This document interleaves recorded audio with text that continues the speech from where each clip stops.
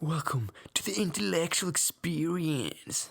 Okay, that was the intro.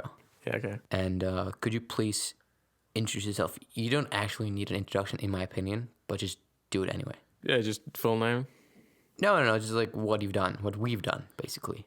Okay, so we had a race from Bergen, which is pretty down in Norway, all the way to Nordkapp, which is about the most northern port on the Norway mainland. Yeah, like almost in the world. You know what I mean? That's why it was also called I would call it the race to the edge of the world. You know what I mean? Yeah, Because it had like this huge badass cliff at the end. You know what I mean? yeah, it is a really cool look. Yeah. And could I just like please say your name because nobody knows your name?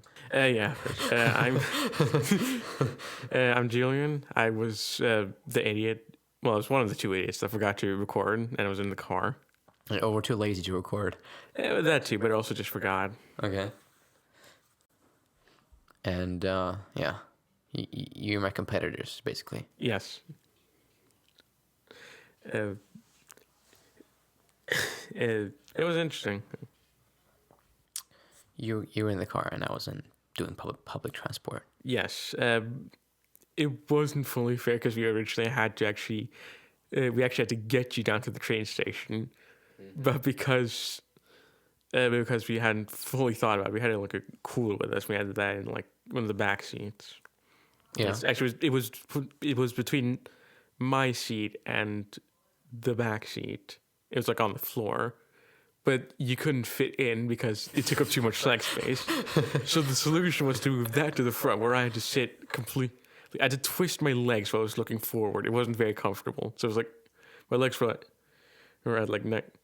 were twisted to like the right and left, while I had to sit straight. It was very uncomfortable on my knees and ankles.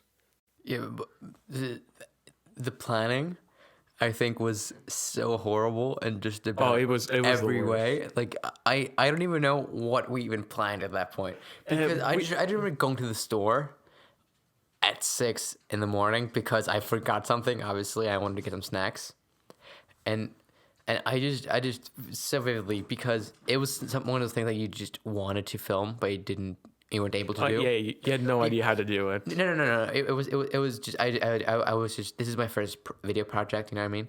Yeah. And then I just remember walking from the store and I see you guys drive up towards my house, and I kind of run towards the road and like wave you in so like, I can just sit with you guys up to my house.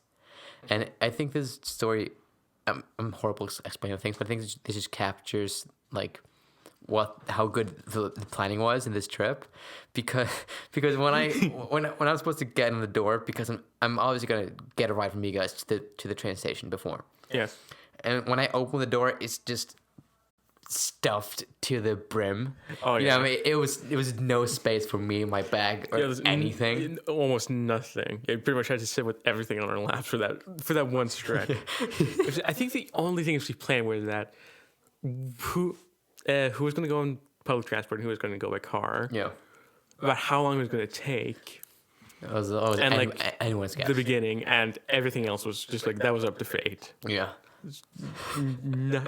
Anything beyond that was just like literally a roll of the dice. Yeah, the only thing I knew was that I would be in a train for like the best part of from Bergen to Buda. Yeah. And then it was like, I basically just checked this app every day to check like, how's the fastest way to get to this place and this place, because for some reason it didn't actually show the full distance. I had to like basically just it might have done, but I didn't realize it because if I wanted to go from Oslo to North Cape, it would just like show no results. Yeah. But if I did like from Oslo to Buda and then from Buda to like Lofoten and then Lofoten to like this and that, then it would actually show results, because it just didn't anticipate people actually going that long a distance. Yeah, so it just didn't show. But I did like 2 hours of planning ahead just to see like what I had to do, because I marked up like key points. Like I had to make it to Oslo to make the train, obviously, because there was two train I could make. It was the one like the morning express to Trondheim. I think it was the morning express, and then it was the thing to like Røros Hamar train. Yeah. And it didn't matter which one of them I got on, but as long as I got on one of them. So that was like, like I had two options, and then when I got to, then I had no options in Trondheim. I needed to make those trains. And Yeah, then, it was that or it was just done. Yeah. So like it ended there. Exactly, and same thing in Bodø. I needed to make it to Bodø, and then take like the ferry that was at 3 a.m. at night, obviously. And it was so weird because on the map, like, because it's a place called Narvik, which is like one of my like key points, because I needed to be there by a certain deadline, like I don't know, like 2 p.m. or something. So if I wanted to take a bus from Bodø to Narvik, I would miss that bus. So I had to go at 3 a.m., take a ferry from Bodø to Lofoten, which is like totally the wrong way.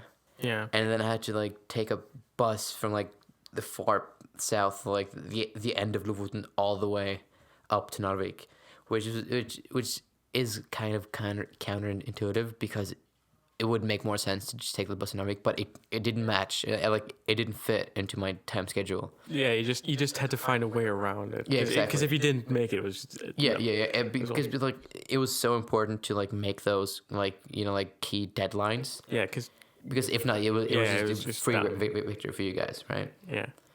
But that's what I'm saying. Yeah, also, there was one more thing that was planned out on our side, and that was like roughly how long we would have to drive each day to beat you. To beat me, yeah. Yeah. But again, that's pretty much all it was. We weren't very good at planning this. Yeah. We professionals would have like planned like they would have looked at like legit maps, like marked off every like few station, like bathrooms and all that stuff. We would have also like marked out good areas to like sleep. Yeah. But no, we literally just eyeballed it for like every night. Wait, did Beyonce always sleep in the tent, or was it like one time we just slept in the car?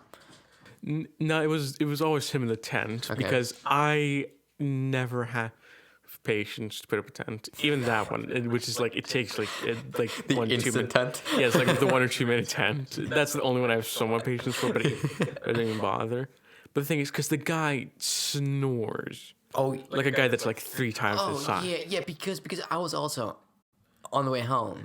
I was also in the tent next to him. Yeah. Yeah, it was like a speaker of just like snoring sounds. It was like if somebody would have put like 10 hours snoring compilation from YouTube and just put like a speaker it's the comedy snoring that you see in like cartoons. Yeah, exactly. Where it's like obnoxiously loud. It's louder than it actually would be. Yeah. Especially from a guy that's like that size. Like, because he is a relatively like big guy, but he sounds, especially like he's just like ginormous. I can hear him through the walls back at our house. Yeah.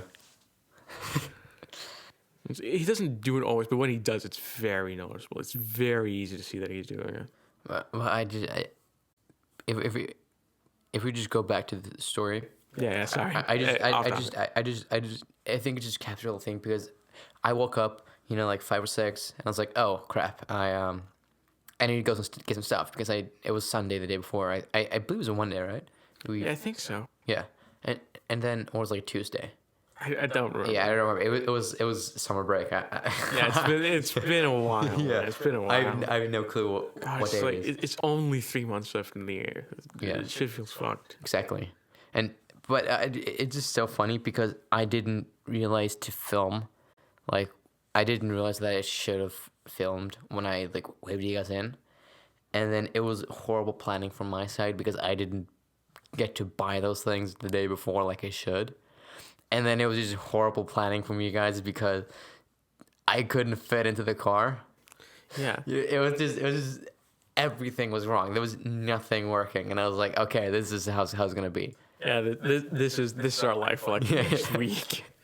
But also, to be fair, we didn't do too well on our side. Like I wanted to like the day before, or like at least sometime before, like get some stuff, like pack everything. Like like get ready, and that included like food. But he's like, I don't know, we'll just buy like someplace when we need stuff for lunch. Yeah. Which costs more time, but it's like also. But to be fair, we did some fairly stupid stuff on that as well because we'd packed like we had lunch prepared, like we'd packed and everything. It was ready for us to go. It's just like okay, we'll just have this when we need to, and then just keep going. And I'd pack my water bottle because I almost always do that because people forget that it's just handy to have. But we just left without taking it. It's very embarrassing because I was thinking I specifically have to remember this, but then we completely forgot to grab them on the way out. So, what did you guys like? How often did you guys stop? Was it like 2 times a day, or like was it way more? That depended on the circumstances. Okay. It also depended on like each day.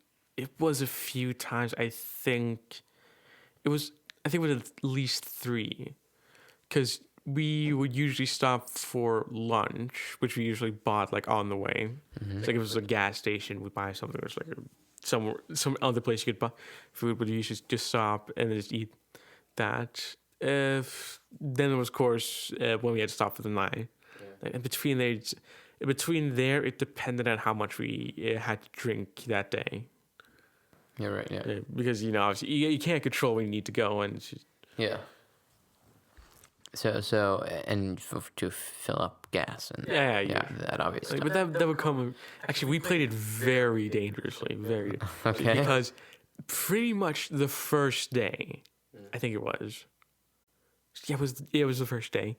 They came up an oil warning on the car. It was like a warning light for oil, and we just okay. It was when we were driving, so we said okay, we can't do this today or even tonight. Yeah. So what we're gonna do is tomorrow morning, before we do anything else, we're gonna actually if we pack down, we're gonna check the oil to see how it's doing. Yeah. Right, and then it was just it was gonna be fine. It wasn't gonna be a big deal. Because it lasts for as long as we needed it to, until we needed to check it. But then we forgot to do that. Then day 2 came. We realized we forgot, and then we said we're going to do it in the morning. Okay. And we forgot to do that again. Day 3, forgot to do it again. And day 4, we also forgot to. We forgot it for such a long time. Eventually, we just had to. We forced ourselves to just remember to do it at some point. It was fine. Like, the car worked fine through the entire trip, but it's like we were playing very dangerously. Like if we had broken it, like if we had been a bit unlucky and like had problems any day, you probably would have won, just like that, because we couldn't have done anything. We would just been stuck and needed to fill up on oil. So as I was saying earlier, like one of the things that I needed to make was those ferries. Yeah. Because did you guys take a lot of ferries? I think we only took the one. One? Yeah, on the way up, I think we did. Okay. It was either 1 or 2. I don't remember. I'm not too good with the. Right. So I know we needed to take at least one. Yeah, but you guys didn't have to like stress to make that. It was. Well, it was. It sort of was, but it wasn't. See, we were planning to. That ferry only went every like few hours. I think it was like 2 or 3 hours. I think it was, or maybe I'm mixing it up. Yeah. It may have just been 1 hour or something. Yeah. But it took a while for it to be able to. So we were worried, okay, because we saw you on the app. This is like, I think it was the second to last day. Yeah. No, this was. Yeah, I think it was the second to last day. It was relatively close to the end. Oh, it was the day when you were having trouble figuring out the fare you need to take because it only needs to pay. I don't remember which exactly day that was, but I remember it was that day. I think it was.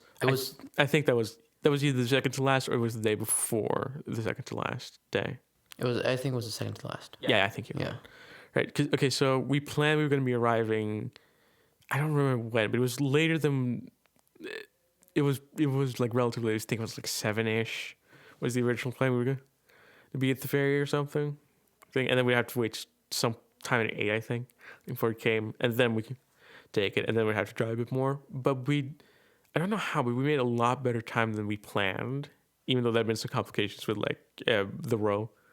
It wasn't too much, but it was like a little bit of complication. So we had to take a slightly different route, but we had made a much better time than we originally thought. Yeah. So what we decided to do is that we were going to try to make the ferry that came earlier than we'd planned to actually be on the docks. Yeah. And we luckily did make it. And I think that was part of what actually gave us that little bit head up, because we drove a little bit beyond that, and then we set up camp. It was like the worst spot actually, because there was a bunch of there were bugs like pretty much everywhere we set up. But like this place was infested. It was just like pretty much everywhere. Like I legitimately just locked myself in the car for as long as I could, and he locked himself in the tent. and we just put the food on our portable gas grill. We put it on, and then we just individually sat pretty much in our own places, waiting for it to finish, and then we just ate it, and then we just ran back into the car. It was like that was the earliest we went to bed that entire trip. So that was like that was the one time. That was the one. But even if we had missed that ferry, we would have still waited. Yeah. So it's like we only really cared about it because he gave us a little bit of head up, because it meant we could go to bed earlier, which means we could have started again earlier. Yeah. But so what did you do in the entire trip? Because you didn't really drive, did you? This was brought up on the way back. I was the manager, and I gave the task of driving the vehicle to the old man, where I was in charge of planning and rest. Yeah, you were the manager, right? Yes. It's the dumbest shit I've heard. Yeah, it is. I was pretty much just along for the ride. Yeah, I was just the counterpart to your. Well, I was going to say idiocy. My genius. No, you're idiocy. It was fun. Mostly just insulting you on Facebook. Yeah, but you didn't have like a task, or you didn't do anything specific. Insult you on Facebook. Yeah. That was my task. That was my job. Yeah. but like exactly. Like, so you were sitting in the passenger seat, and then he was driving, obviously. And you did what? You were just on your phone talking shit to me, and watching YouTube videos? No, I was on his phone talking shit, because I actually made another Facebook account, because I had one like ages ago, but I closed it down because I didn't care about it, didn't use it. Yeah, because you're a cool kid. No, I just didn't care enough. I was just getting annoyed getting messages from people.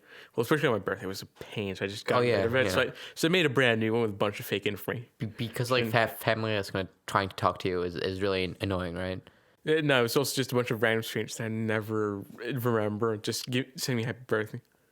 On my phone. It was like, oh yeah, like my mom would tell me, it was like this random name that you probably met like when you were 3. Yeah. You should say hi. And it's like, I get enough of that from my mother, so I don't need that. So I don't need Facebook to do that job. Yeah. Anyways, other than that, I was partially in charge of checking for gas stations, like on like Google Maps, keeping track of what stuff is going to happen. I also helped a fair bit with like setting up. The tent, but eventually that became everything, and even then it wasn't that much. I only really got a job when you joined back, because my dad had one tent, which was the immediate tent, and you had the I had the you had the lousy tent. Yeah, the terrible tent. Yeah, I don't get why they make them like that. It's so bad. But then it's way more durable though. Yeah, but even if it's more durable, it's like they don't need to make it like that difficult to just set up. Yeah. Wait, was that included in the movie? I don't think we ever showed it, but I think it may have been in some scenes. But I actually no, I think it was. I think it was a sped up version of us putting that up. Yeah, I mean, or at least it was in one of the versions. I don't know if that. I should know this because I was the one filming. and editing the entire thing. Well, no, not fully, because there was also my dad also did film some of it. More Yeah, it specifically was the part where like- we were setting up the tent. Yeah, I think it was like somewhere between like 2 seconds and 25 seconds that you guys were filming. You didn't do shit. You didn't do shit. I just remember getting home and I was like, okay. I'm gonna look at nothing. They footage. did nothing. I'm gonna look at footage because I was gonna go through the thing and just like Just come out, just like try to make it, just like try to match up the times. yeah. And it's just Exactly. like even if it wasn't exactly so, and then realizing like there's like a minute of footage Exactly. from our side at best, and some of that was mistakes. I do believe I sorted out like you versus me, and it was like I honest to God, I think it was like you had like 2 or 3 minutes, and I had like 2.5 hours of footage. Yeah, I know. We were just. The thing for me is, I just don't have a lot of patience for filming of any kind to begin with. And because my dad was driving, he didn't remember it most of the time. And he was driving. Yeah, I said because he was driving. But it's not. He didn't even remember that we had to do it most of the time. But then you were just sitting there watching YouTube videos, talking shit on Facebook. That was like No, I I wasn't watching YouTube videos. I was actually listening to music and like podcasts because we had Wi-Fi, but it was like a limited amount, so I couldn't. So I tried to like limit my use of it as much as possible. Yeah, but it was kind of like you kind of had the responsibility to film, but you didn't bother to. I'm not gonna say You forgot or you didn't bother to. No, it's a mix of both. Like I I didn't have that much patience to do it to begin in anyways. And since I didn't have like as good quality on my phone because it's an earlier version of the iPhone, one of the both that you had. Yeah. It had to be on his phone. And so I ended up, I think I may have remembered to film a bit more if I had to use my own phone, but we wanted it to be like relatively same quality. So it didn't really pan out to be that. Yeah. It was just, I think it was just, it was partially that I just didn't have patience and didn't bother, but also a fair amount of time, it was just that I forgot. God, I can't really excuse it. It's just poor like work on my part. Yeah, I just remember because on the way home, Yeah. I remember asking this like, oh, how much did you guys film? And then your dad Beato was like, Julian, how much did we film? And then you're like, I didn't bother to. And I was like, oh, you didn't even attempt like sugarcoat or anything. You're just like straight up. I didn't bother to. No, it's just, there's some things you can make better, like with the presentation, like we were talking about so like just before we start recording, like we neither of us have a lot of patience for like making PowerPoint or like writing the presentation. So we would just make it like not too long before, and then just practice until we know it. Yeah. And then just see how it goes. Like if I did that, I could kind of sugarcoat it, like sort of play it up to the teacher. But it's like this is one of those things. It's just not gonna work. I couldn't fake it, so why even try? Yeah. Yeah, it was bad. But all we're talking about like clips and stuff. Yeah. Like how did you think? What was your personal like thoughts on how the movie ended up? I thought it would have been better. It would have been a lot better if you actually remembered to film anything. Yeah, so it was actually more than just you. Yeah. Because it's very clear which one of the two groups actually remember to do their job. I think it also just have been a bit more interesting, even if me and my dad are the worst actors, just like ever. But it would have at least been something other than just making you do all the legwork. Yeah. But for what it was pretty good. And you tried your best to make it look somewhat presentable. At least excuse even when you were just telling us that it's for not filming. Because to be fair, we were. Yeah.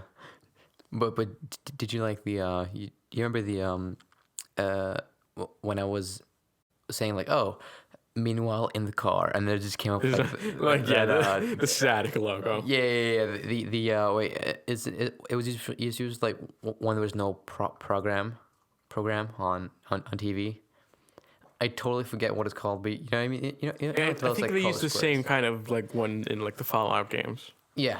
And then I think I did a lot of Googling because I didn't want anything to be copyrighted or anything. Yeah, just in case. Yeah, so I read that the rights to that thing is like it's not officially in the public domain, but the owners have like never or like almost never actually like pursued people who use that because every YouTuber has used that at some point. You know what I mean? Yeah, So probably. I just didn't wanna risk. So I basically just took it and then I just basically made like a you just changed the colors up a bit. I made a copy. So that's why it's like Yeah, it's I mean, kind of like most people they probably won't notice, but I think some people will like that looks really familiar, but they're gonna see like something is off, but they're not gonna know what it is. You know what I mean? Yeah, but it's kind of like that. The rule that you need to ask someone before you connect to their free Wi-Fi. Yeah. Right. It's like nobody does it, but it's like Yeah. it's technically a law, but it's like the police won't like get on you for it, or like jaywalking. You're not supposed to, but as long as you're safe about it, nobody really cares. No. At least not in Norway. Yeah, but here's the thing, because like if it's green light, there's like no cars coming. Yeah. Like okay, then it's fine. But if it's green light and the cars are coming, and you just walk straight into the street. Yeah, then you're just like in someone's path, and either they hit you or they have to swerve away to avoid you. Like then people get you for it. But like if it's like that, it's like no cars and you're not endangering anyone. It's fine. Yeah, like, nobody really cares that much. But I just didn't want to risk it, and that's why I also made my own music. Yeah, which was horrible because I'd never made a single tune in my life, but I was like. Okay, I mean, I didn't even make the music. I just went on GarageBand and made those loops. Yeah. Because there's like loops you can make, and I was like, oh yeah, that'll work. Yeah, it's like it'll fill the space. It's pretty much all you can ask for. I remember I was like 6 or 7 hours in, and I made my first ever beat, and it was so horrible. Wait, that was the beat I made for. I think that's the beat I made for the trailer. Maybe it was. I don't know. Yeah, but did you see the trailer? Yes, you showed us. Oh yeah, right. Yeah. I think that was it, and it was so horrible. And I was like, yeah, I've spent like 7 hours doing this. I'm gonna put it in the trailer, but I'm not gonna put it in the movie. yeah. Because I might as well just put it in. It's kind of this is a very bad like way of thinking, just in general, and especially for somebody who actually does have an interest in music.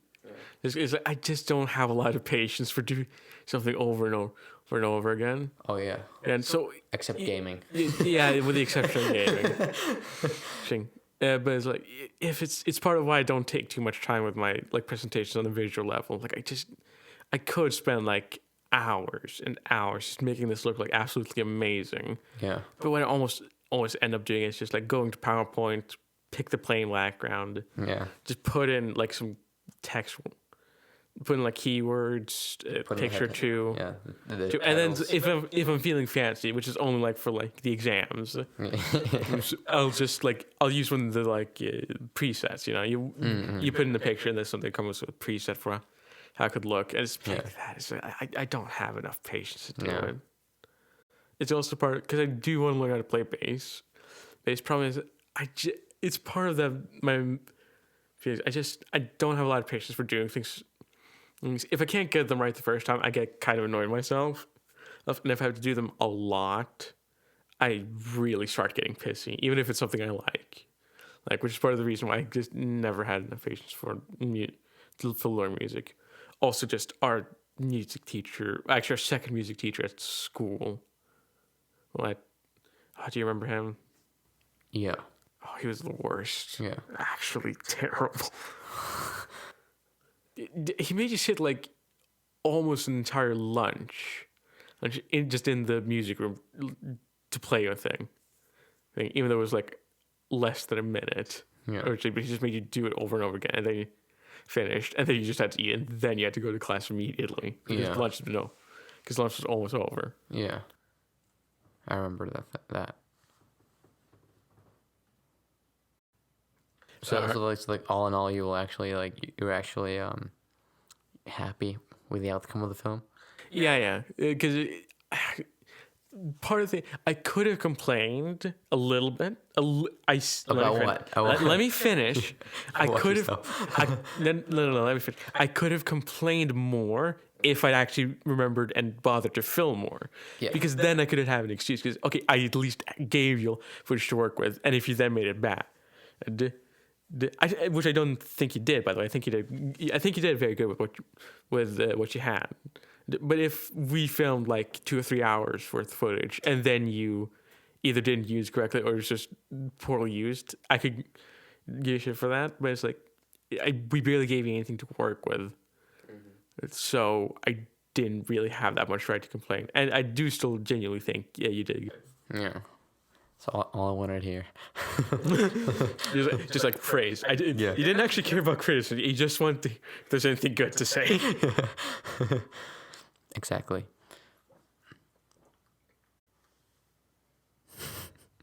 Wait, I'm gonna check how many views. Also, out of curiosity, I don't think I ever asked you this, but what was it like sitting in the back on the way home?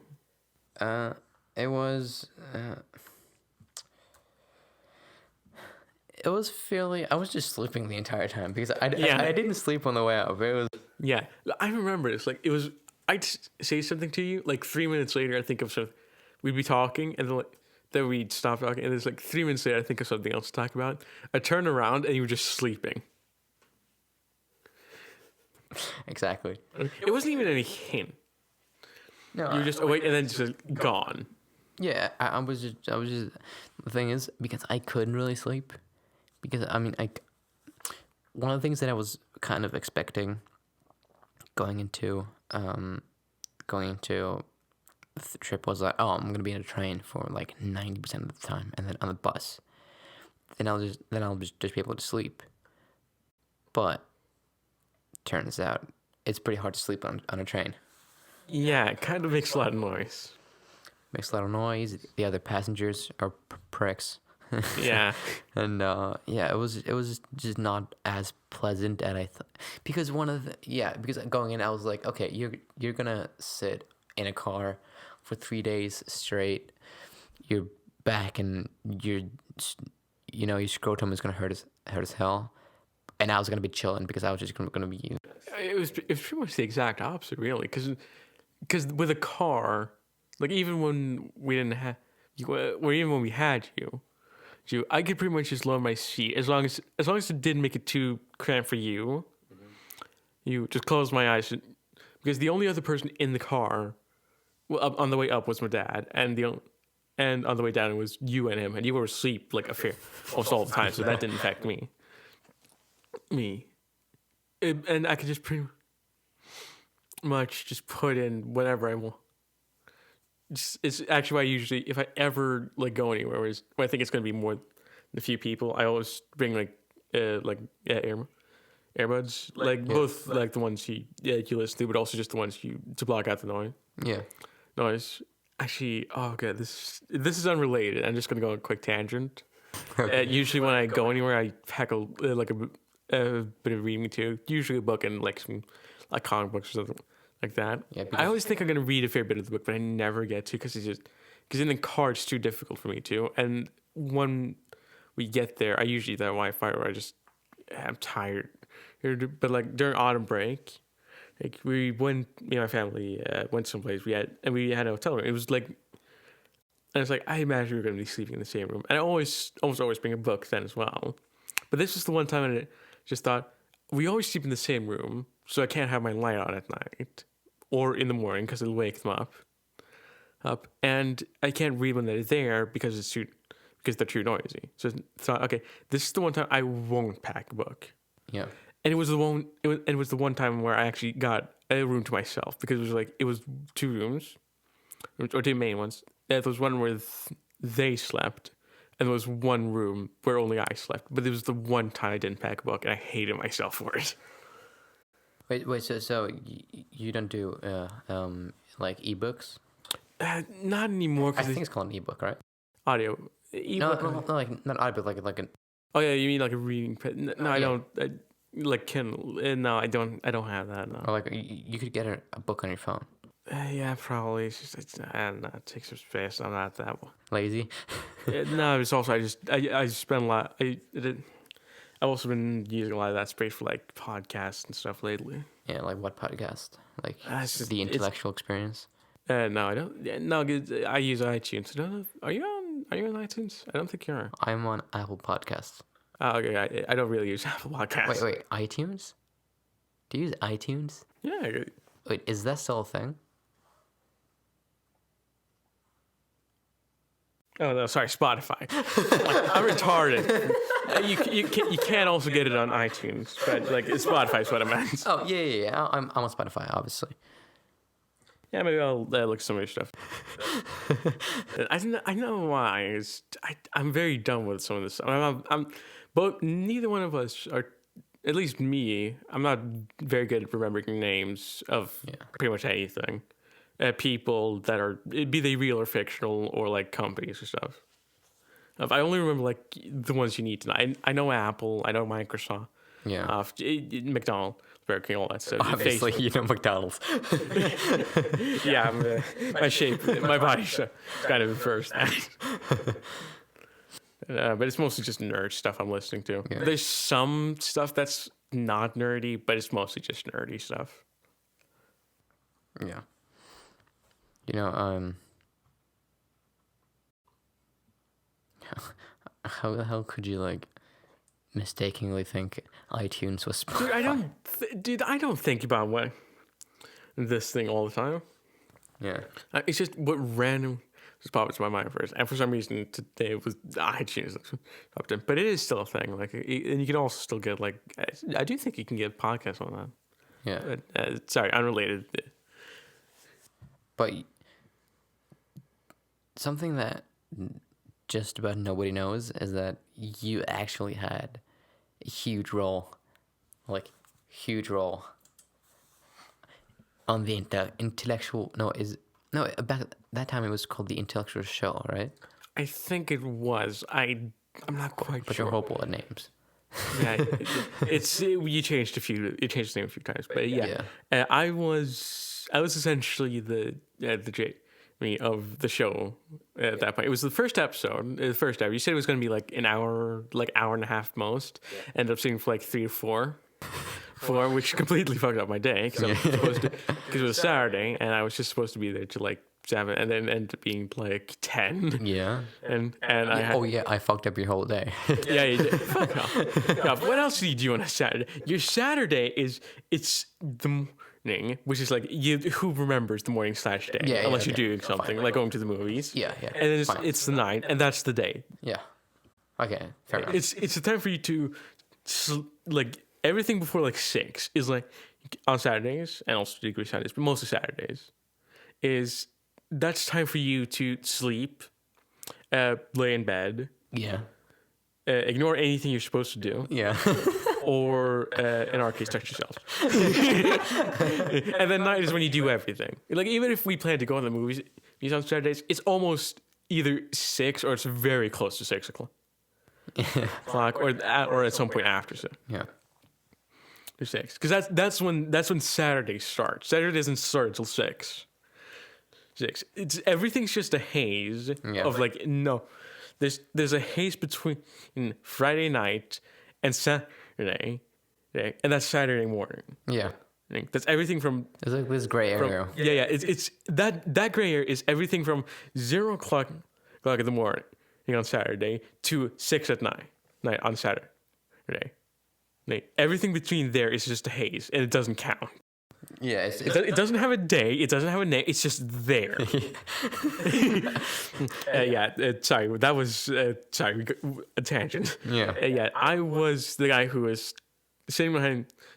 Actually, not even camera at that point. I was just sitting behind the screen.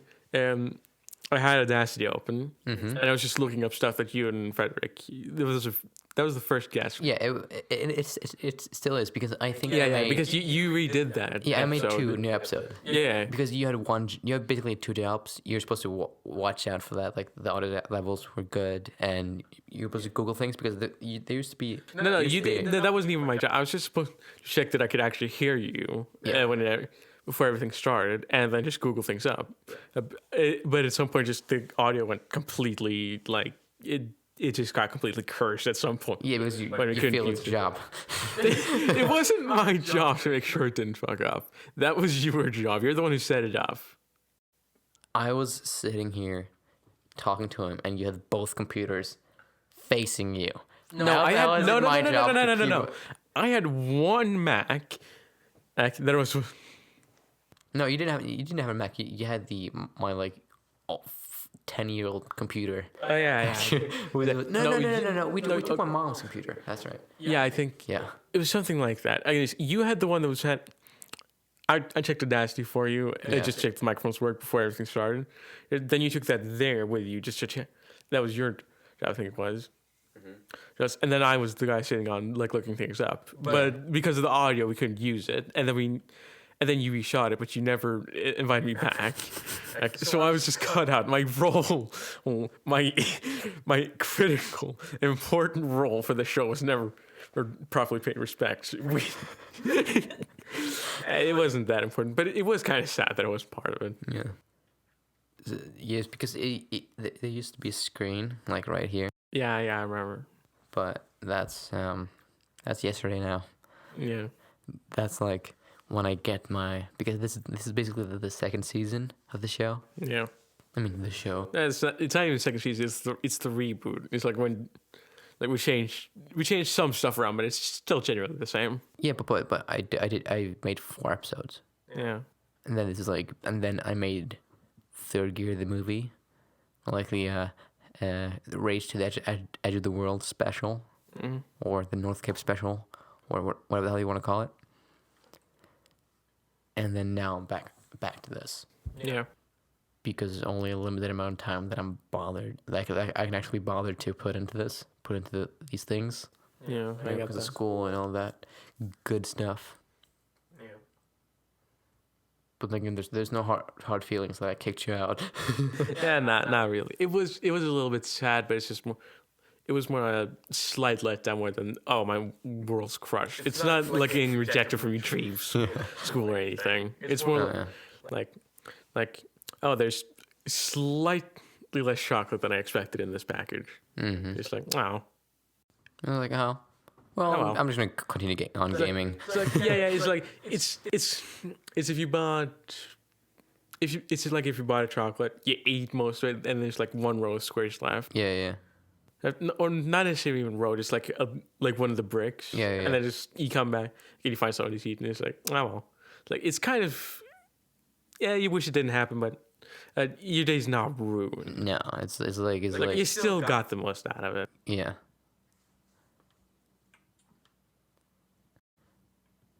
Sorry, this is. You still had one job to pay attention to the audio. No, messed up. No, my job was to look things up. My job was to press record on Audacity, and my second job was to look things up when you asked. I even got some stuff you didn't ask for, but that you just mentioned, and I just had to look up for you. Yeah. Now I think that's this season 3 improvement is I'm gonna put a screen right here, and I'm gonna show people what I'm googling because I'm really cool that way. Yeah. You know what I mean? Yeah, I got that. It's whenever you put a monitor somewhere, it just makes it important. Yeah. You know what I mean? Even in movies, when they're in this room with huge you get tables 3 and 5 things going on. Yeah, radio waves going on. It's this isn't really important. So it could be nothing. It could be literally pointless. Yeah. It could, for all I know, those radio waves, especially in the old school 80s, it's sci-fi where they just have the where the audio monitors it means, and it's just constantly going up. down waving. Like it has no meaning, Yeah. but it just looks important. It's just Exactly. like I don't know what that does, but I feel like it should be here. Yeah, which is like how most people like sort of go today, like with some things. Like on the most technical level, you don't actually need to have sex, but it's just like something you feel like it should be there. Yeah. But it is like it's just there because it's gonna look important. Yeah. Yeah. Yeah. It's kind of like a tie, like when you're wearing a suit. You're still wearing a suit, but it's just like if you wear a tie, it just looks. But it has to be the right tie, obviously. Yeah. If you wear a stupid tie, you just look like an idiot. Yeah. But if you're like the right looking tie that matches the suit and you'd like you could look at somebody and say, I don't feel like he needs that tie, but it just looks like it should be there. It just looks right, Yeah. I'm gonna get a computer screen, and I'm hopefully gonna find a place that's silent, got no echo, and I'll be uninterrupted. Well, I have kidnapping basement if you need it. Oh, okay, thank you. Okay. Right. So I think we should go back on into the third gear experience. Yeah, we're probably gonna have to cut a bunch of this audio just because we're probably just gonna go on a tangent about some nerd stuff at some point. Because this will happen at some point. At some point, we will just get distracted by like Star Wars or something, and then we'll just go on for like an hour or so, and then we're gonna have to cut it because it's not gonna fit in, and it'll just put it in the spec like in a bonus episode or something. Yeah, because I was planning on calling this the third gear special. But it has to be. We have to have done something other than that implies that it puts it apart from the regular content for it to be a special. Yeah. But I'm talking about the intellectual experience, the third gear special. Oh, yeah, that could work. Mm-hmm. The only problem is that Bjarte's not here. Yeah, but also he's very boring. I'm not saying he's necessarily dumb about some things. He's just not exactly a riveting talker. He just isn't when he's not talking about that stuff. Oh, yeah. He's really boring. That's like my fear in life, you know what I mean? To like become boring. Yeah. You know, I would rather be like. You'd rather be stupid and interesting rather than smart and boring. Yeah, like you know, I would rather just do something fun and interesting than just like boring. Yeah. I know that's it's like part of what boring makes it and safe. You know what I mean? Yeah, it's part of what makes it very difficult. Just not only for us, but I just think for like people in general to go to school. Like, I mean, for example, I like history because like history's own because my history teacher is very good, and also I just enjoy some part. But like, if it's the wrong history teacher, I just cannot be asked to even try. If it's just because sorry again, the history teacher's now really good. He's a very fun guy, and he also knows how to make the learning actually interesting. Yeah. But I've had so many history teachers where it's just the most dull thing, and I want to just not be there. Yeah. Hell, most of the time when I go to all my classes, even if I don't like them, like I hate Spanish. I can't deal with Spanish. I don't even pay attention in class most of the time, but I show up just on the off chance that it's actually going to work out. Because I'm paying for it now anyway, so might as well. Oh yeah, because you got a private education. Yeah. You're like wealthy piece of shit. You have better stuff than me. Well, mostly better stuff. What do you mean? You had a PlayStation 4 Pro, and you already. No, I didn't have a PlayStation 4 Pro. I didn't. I thought you did. No. It was better than mine, anyways. It was. What do you mean it was better than yours? It loaded faster. Oh, that was because I bought a better hard drive. Yeah, good. Yeah, first one, anyways. Was due to my genius, not my wealth. It's my genius. Just like under your breath, just like the microscopic print on the contract level, trying to keep it down. Yeah. It's like you can just like sign an agreement with like when some app asks you for like to agree to its like terms. Just like you can leave at any time as long as you sell us your soul and give us both your kidneys and allow us to harvest any of your organs whenever we want to. Wait, but are you getting the because you started out as a console gamer, right? Yes, I did. But you kind of like graduated into like PC gaming, right? Yeah, that's what I've been doing lately. So now you're not really touching consoles. As I like jump on like PS4 monthly just to pick up the free games. I don't really play anyway, because for me, at this point there's not that many console exclusives, and you usually get them anyway. So if I ever want to play them, I'll just either go over to your place or just borrow them, or like watch you play. It's like same for me. Yeah, but you're not getting the PS5 or anything. No, I don't think so. Maybe at some point, but it's gonna have to come up with some like really good games that are only exclusive. Oh yeah, And it's like less and less stuff is actually becoming like PC exclusives now. As stupid as it is, because those multiple games that like Epic bought, not the rights to, but they gave them specific contracts that said they would sell them for less. Would like sell them on their on the Epic store. They would take a lot less than Steam did. okay. It'd take a lot less profits of the actual game, and they would give them an extra cash bonus. Well, not necessarily cash, but like money bonus for having it be a time exclusive. So it's like stuff like the Outer Worlds, which is a big RPG. Well, not necessarily a big RPG. It was if you were into Fallout, not specifically Fallout New Vegas, then you're probably into the Outer Worlds, because the same people who made New Vegas made the Outer Worlds. That was supposed to be on Steam as well originally, but then Epic bought limited exclusive rights. So for a time you could only buy it on PC from Epic, but you could buy it on consoles and stuff. Yeah. If you wanted to. And that's becoming more and more now, especially now that Microsoft's working more and more with Steam. You know what I did? Did you also hear about the Microsoft bought Bethesda? Yeah, I saw it. I don't know too much of the deals. I just heard that they did. I think that's basically like a strategy they're doing, because Sony has just been winning. Yeah, they did very good last year. Yeah, at least not necessarily that good, but compared to just the stuff, at least for the original launch, they had. Actually, no, they didn't have better first the console exclusives.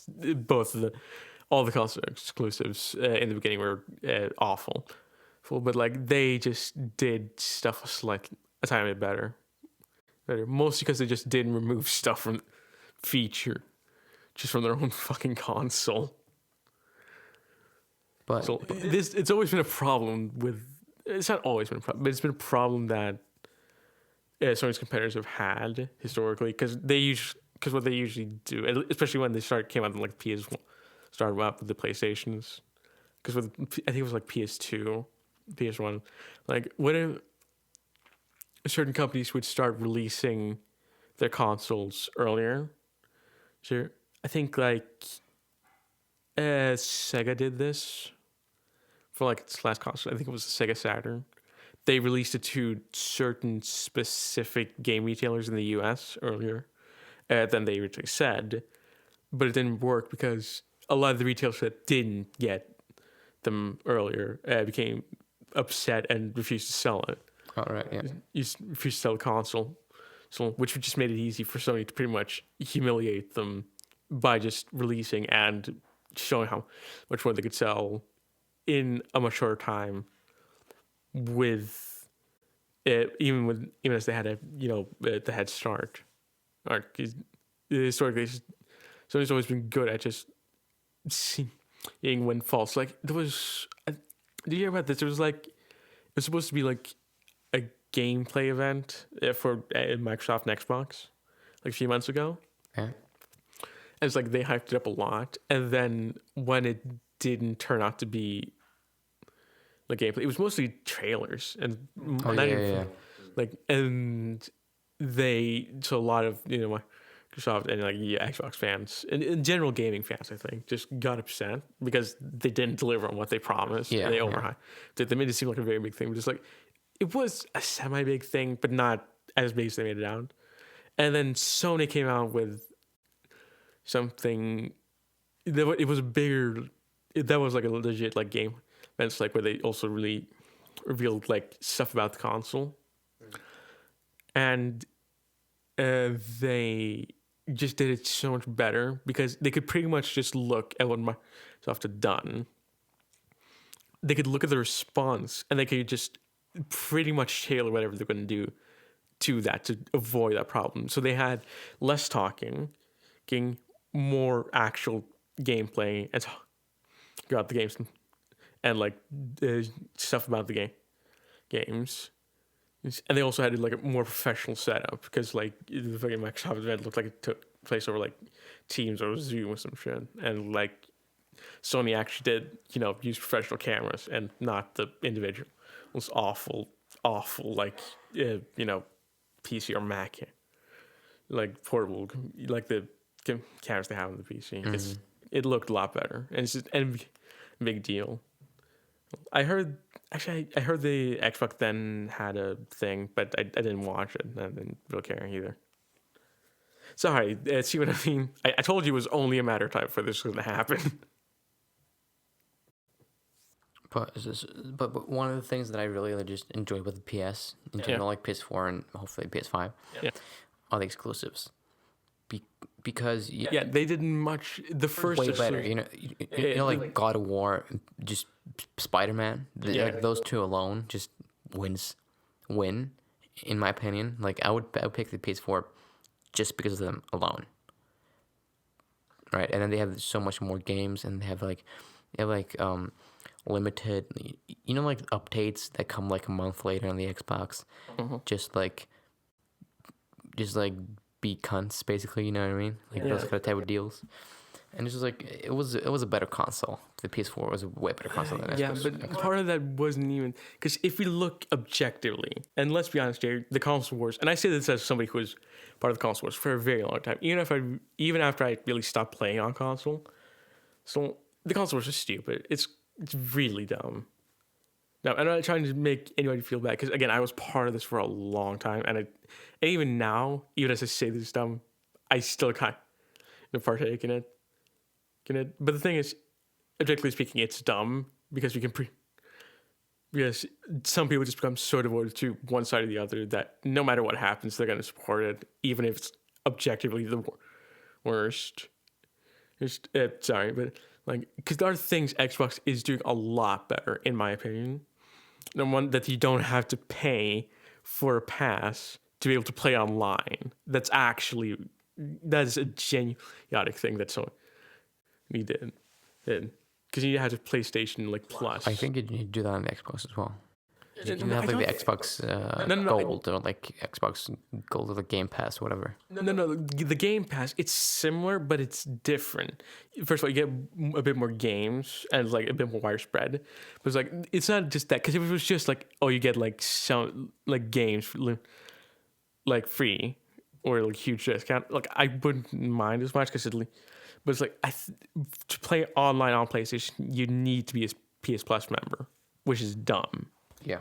Because we already paid for the console and the game. And now, if we want to play it online, we need to then pay for a membership. Both of them do. I just Googled it right now. Both of them do. No, but yeah, I know because they have also like the Game Pass. But I don't think you need to have the Game Pass to be able to play online on Xbox. You do need to play. You do need to pay money to play online. That is dumb. Mm-hmm. It's like fucking both then. That's why would they do that? That's so stupid. Wait, do you honestly not know why? Like I know it's to drive up profits, but it's money. I get the fact about that, but it's like it doesn't endear me. Just say I get some like, just give me some like free games for like every month. I know maybe some earlier updates about some stuff in newsletters. I probably wouldn't even read them, but it's just like, oh yeah, okay, I have this. it's like, I don't know, maybe like let's just say like a disc, like a link to a Discord or something, and like maybe something like a free skin in like an Xbox or PlayStation exclusive skin, like an online game, and I'd be fine. But it's like, why would you make me have to pay you even more on top of already paying for your console and the game for the console? So to have to be able to play it online. It's stupid. Sorry. Tangent.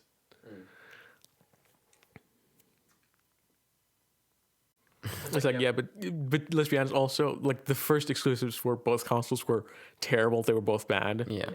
But that's probably because both of them were rushed. But like as soon as like Sony got their shit together, it was like they just started getting it. But it's also but also a fair bit of that is on the game developers themselves. I think it's always difficult to say what's going to be like. There's some things you're going to predict are going to be popular,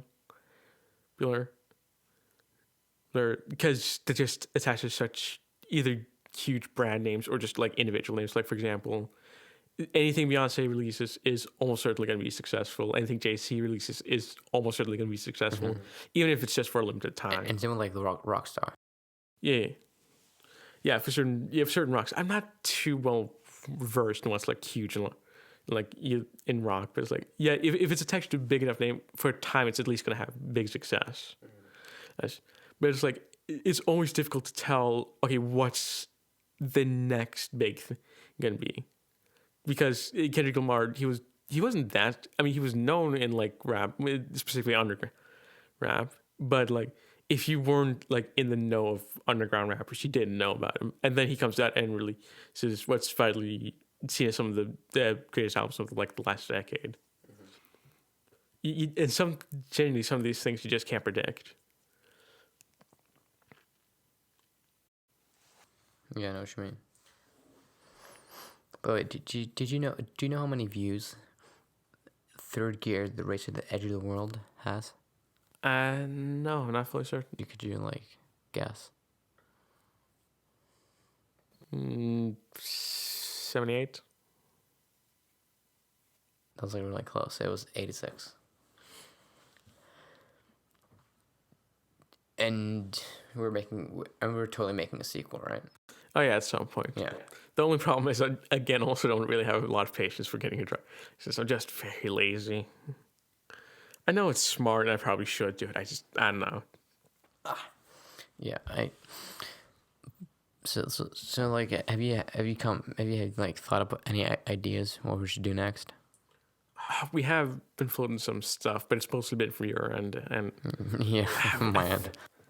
I don't know, man. It's very difficult because I mean it's difficult to plan at the best of times, but like specifically now with all this, absolute madness going on, it's so much harder because we could plan like, oh, we can do something in 2 years, but depending on how this stuff goes, we be locked up for another 3 to 4. It probably won't be that long. At least pray to God it won't. But it's always difficult to tell with this stuff. Yeah. I mean, hopefully enough of the idiots who are stupid enough have died out by then. But yeah. Yeah. Is it so? What do you think was the most fun thing you did? Like, because first of all, did you enjoy the trip? Like, how do you think the trip? I didn't enjoy it so much on the way up. And by the way, sorry if my audio is kind of changing all the time because I keep looking up and therefore my mouth is put away from the microphone. Yeah. I didn't enjoy it on the way up because then it wasn't about enjoying myself. It wasn't about stopping to take things. It was just, okay, we literally just need to get there before he does. So it wasn't really about enjoyment. Mm-hmm. So I was actually kind of annoyed every time we had to stop, and it was. But on the way down, it was a lot more fun. It was a lot cut loose. Yeah. Because it wasn't about, okay, we just need to get this done. It was just it was more about traveling and just seeing what was there. It was very pretty. And even on the way up, there was like a lot of very pretty like stuff that we saw. Mm-hmm. So especially like mountains and some of the forests. That was really nice. But it was a lot more enjoyable on the way down. Yeah. I agree. So what do you think was the most fun thing we did on the trip? The most. Oh god, there was a lot of stuff. There was a lot of fun things we did. Yeah. Way down. I am very conflicted, but it's also partly just because it has been a while, so I don't remember everything as well as I did back Yeah, then. it's been like 3 months. Yeah, it has Like been a 4 while. or something. I don't know. Yeah, 3-4 months, something like that. It was. I think so. I think this is gonna sound really dumb and very first kid, like it's coming from a first world kid, but Yeah. it was partly just actually just on the way down sitting in the car because then we would just joke and talk to each other, and just have fun. Yeah. I also enjoyed some of the places we sat at camp. For example, I don't remember which day it was, but it was the time when we parked in that area that was like right by. I think it was an ocean. It was like I think it was like a river or something. I don't know. Okay. Like that big bug. The what? It was when It was when we set up we set up the tent, Yeah.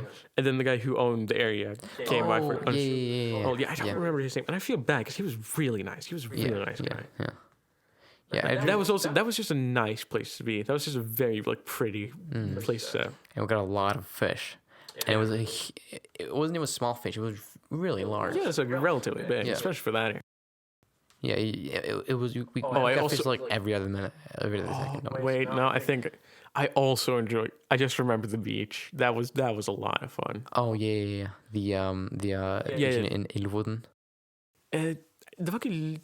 I think it was. It was the Andenes. one after the hour-long ferry Yeah, trip. it was Andenes. I do believe Andenes is in Lofoten. Yeah, that was two-part because that was I believe it was like one of 2 times where we actually slept in where we slept in actual beds, and it's on the way down. And we were like indoors and we didn't have Wi-Fi. It was fantastic. It was real. That was nice. It was it's very pretty. I don't know how much it cost. Actually, it didn't cost us anything because he had I think it was some points or something he gathered up, so he got it for free. But I don't know how much that would usually cost. But the beach there was fun. I think this was at least in one of the cuts. It was part of the movie where he showed us running into the ocean. I also remember this particularly because I made sure to draw off between my thighs a lot. Because I remember every time I haven't done that, I've gotten really nasty scratch just because, the salt crystal is on your skin and then you're walking around with salt crystals rubbing against your underwear and skin. But you said, and you said it was going to be fine. And then I think it was 30 minutes to an hour later, said, I regret not drawing off between my thighs. I'm a bad friend. Right. I don't think it's officially in Lofoten. It might be. I think it was very close. I think. Yeah, it's fairly close. I do believe it's on the nest. I might be wrong here, but it's at least fairly close.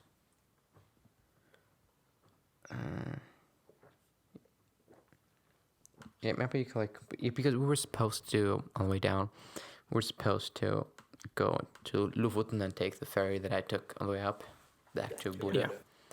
But we didn't have time to do that. Yeah, and I remember, I think this was also the place where we drove around for a while, looking for a place to set up camp. But none of the areas were that great. It was pretty windy, so eventually we just settled on that. It wasn't. I guess it was kind of like a hotel. Yeah. Very pretty place. It's sad I don't remember the name of that specific area because that was nice. Yeah, sorry, that was not really. I remember just actually getting to North Cape, just walking into the building. Yeah. You're just seeing the statue that's you've seen countless times elsewhere. I thought that was kind of fulfilling. You know, like It's like it's kind of like getting like Italian food. It's the best example I can give, just because that's the what? example. Because like it's one thing if you just get food like in Norway, like if you go to like a restaurant and if it's like a legit restaurant, like the people are actually Italian and know how to make like proper Italian food. Like it's nice, it's cool, but it's a whole different thing if you actually go to Italy. Yeah. It's like the mood is it's just different. It's the same thing, even if it's the exact thing, and it's like the exact same quality. It just feels a bit more, special because you're actually there. You're not sitting in a different country. It feels a little bit more important. Yeah. It's kind of like, or I guess sort of another good example would be like shopping online. Like, because if you buy something that's like from some country I haven't been to before, like, yeah, it still gets there, it still gets on time, usually. But it's just like, it feels a little bit more special if you actually, if, for example, are just nerd shopping online and you found something that, some like Star Wars nerd merch that's like, I don't know, let's say Australia. I don't know. No, I picked Australia as an example.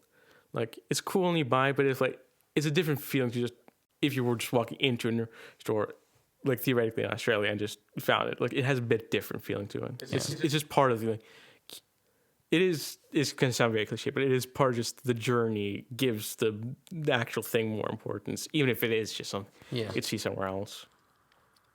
And just if you were to estimate how much before, I mean, obviously if you haven't seen the movie, this is going to be a spoiler, but you guys won.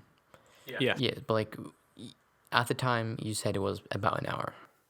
Yes, it was about an hour. Yeah, and that was not to just make me feel good. It was actually an hour. Yeah, it was about an hour. I don't remember the exact time, but it was like around an hour. And that was calculated? Partly, but also because we decided, because you said when we met up, and I think this was even included in the movie, that you're trying to play off our ego. Yeah. And hoping that we were going to like you were essentially hoping that we were going to pull a rabbit in like the rabbit a rabbit versus hare store. Rabbit versus turtle. And that you hope that because we got so far and we were so fast, as that we were just going to get sidetracked and take it easy and relax, and just eventually be able to just like get to spend enough time, or like hope we spend enough time to the point where you come first. But even before, like, you tried to tell us that that you had been like stalled, we'd already agreed that we were going to get up early the next morning, just to make sure that we won. So it wouldn't have mattered either way. It was a good attempt. It's just, I think it would have worked with somebody who didn't know you quite as well as we did. Also, probably if you hadn't just turned off your tracking in the middle of nowhere, where that was kind of a dead giveaway. You just because we used like what was it again? I think it was WhatsApp. Yeah, I think it was like WhatsApp, like map features. Like you can track, it can show your location, like track your phone for like up to 8 hours max, and then you have to redo it, and you just turned yours off, like long before it was supposed to turn off. Yeah. Just like for some reason, that was also kind of a dead giveaway.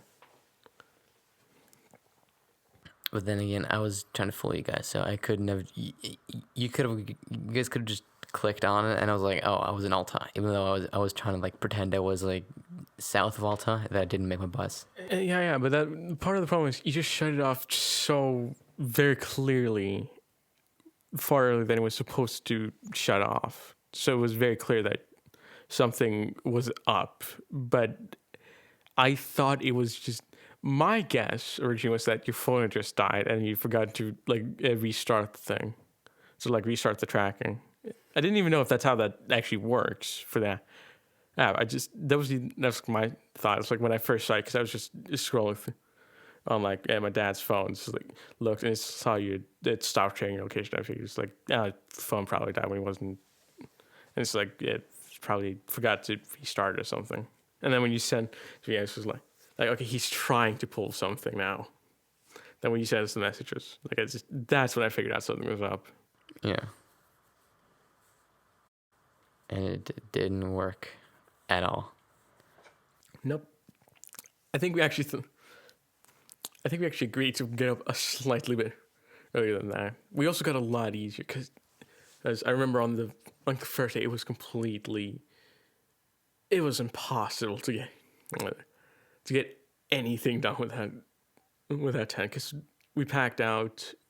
It was fine. We had a lot of time, and then when we had to get going, it took forever to get everything back. But just like second day, we were faster. Third day, we were like, it pretty much just took us like 2-3 minutes to get everything packed and into the car.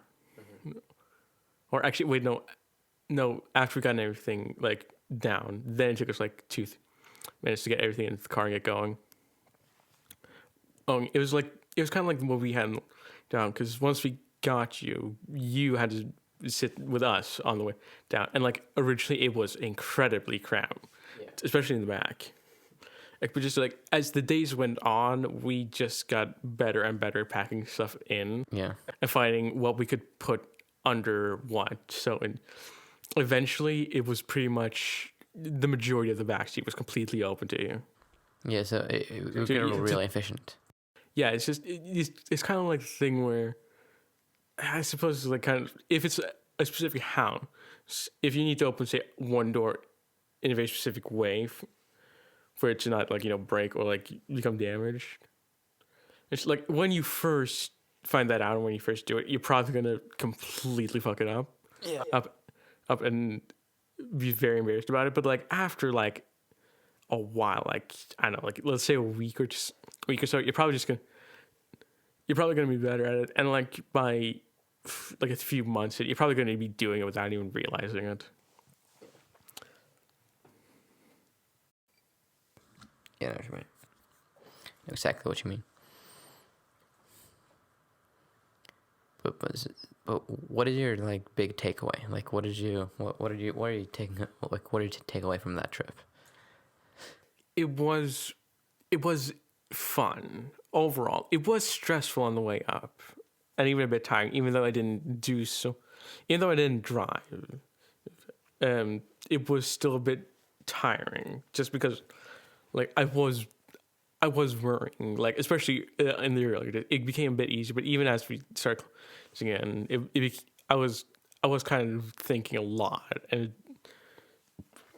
it made me a bit stressed, and that became very fidgety, and it's like I didn't give my brain a lot of time to like just like relax and just not worrying, so it was kind of tiring, but even then it was fun, and it was a very good time on the way down. So overall, I really enjoyed it, but I would never do that trip in such a short time, or probably even in that method ever again.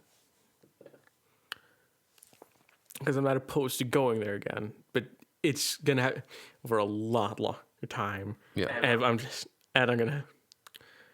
I'm probably gonna do it in a different way. But essentially, we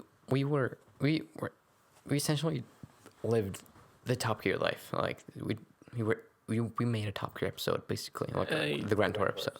Yeah, short of modifying the car.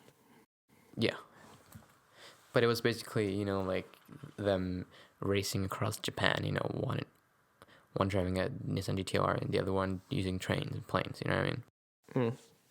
I thought that was the coolest thing because obviously me and your dad have watched Top Gear and the Grand Tour since a lot. We watched it a lot. Yeah, we pretty much started doing it after. It was like a few years, like 2-3 years after we became friends. So yeah, and that was a long time ago. That was long. Yeah, so we've been watching those for years, and then finally we just figured out, let's do it. You know what I mean? Just put our money where our mouth. Put our money where our mouth were. I think that's the phrase. It doesn't really, but that's mostly because you're supposed to say it to somebody else. Put your money where your mouth is. So it doesn't really work when you're trying to refer to yourself. That's just how it is. That's just the English language. Screw it, but I thought that was the coolest thing because I've always figured like, oh, it would probably be fun to have a race like that, but I didn't actually like realize how it was. Like they were just sitting there in the airport, just trying to make their flight, and on the train station, they're trying to figure out how to get on the train and what train they should get on, and like if it's correct what they're doing. Yeah. And I felt, and now that I'm watching it again, I can relate to those episodes so much more now. Yeah.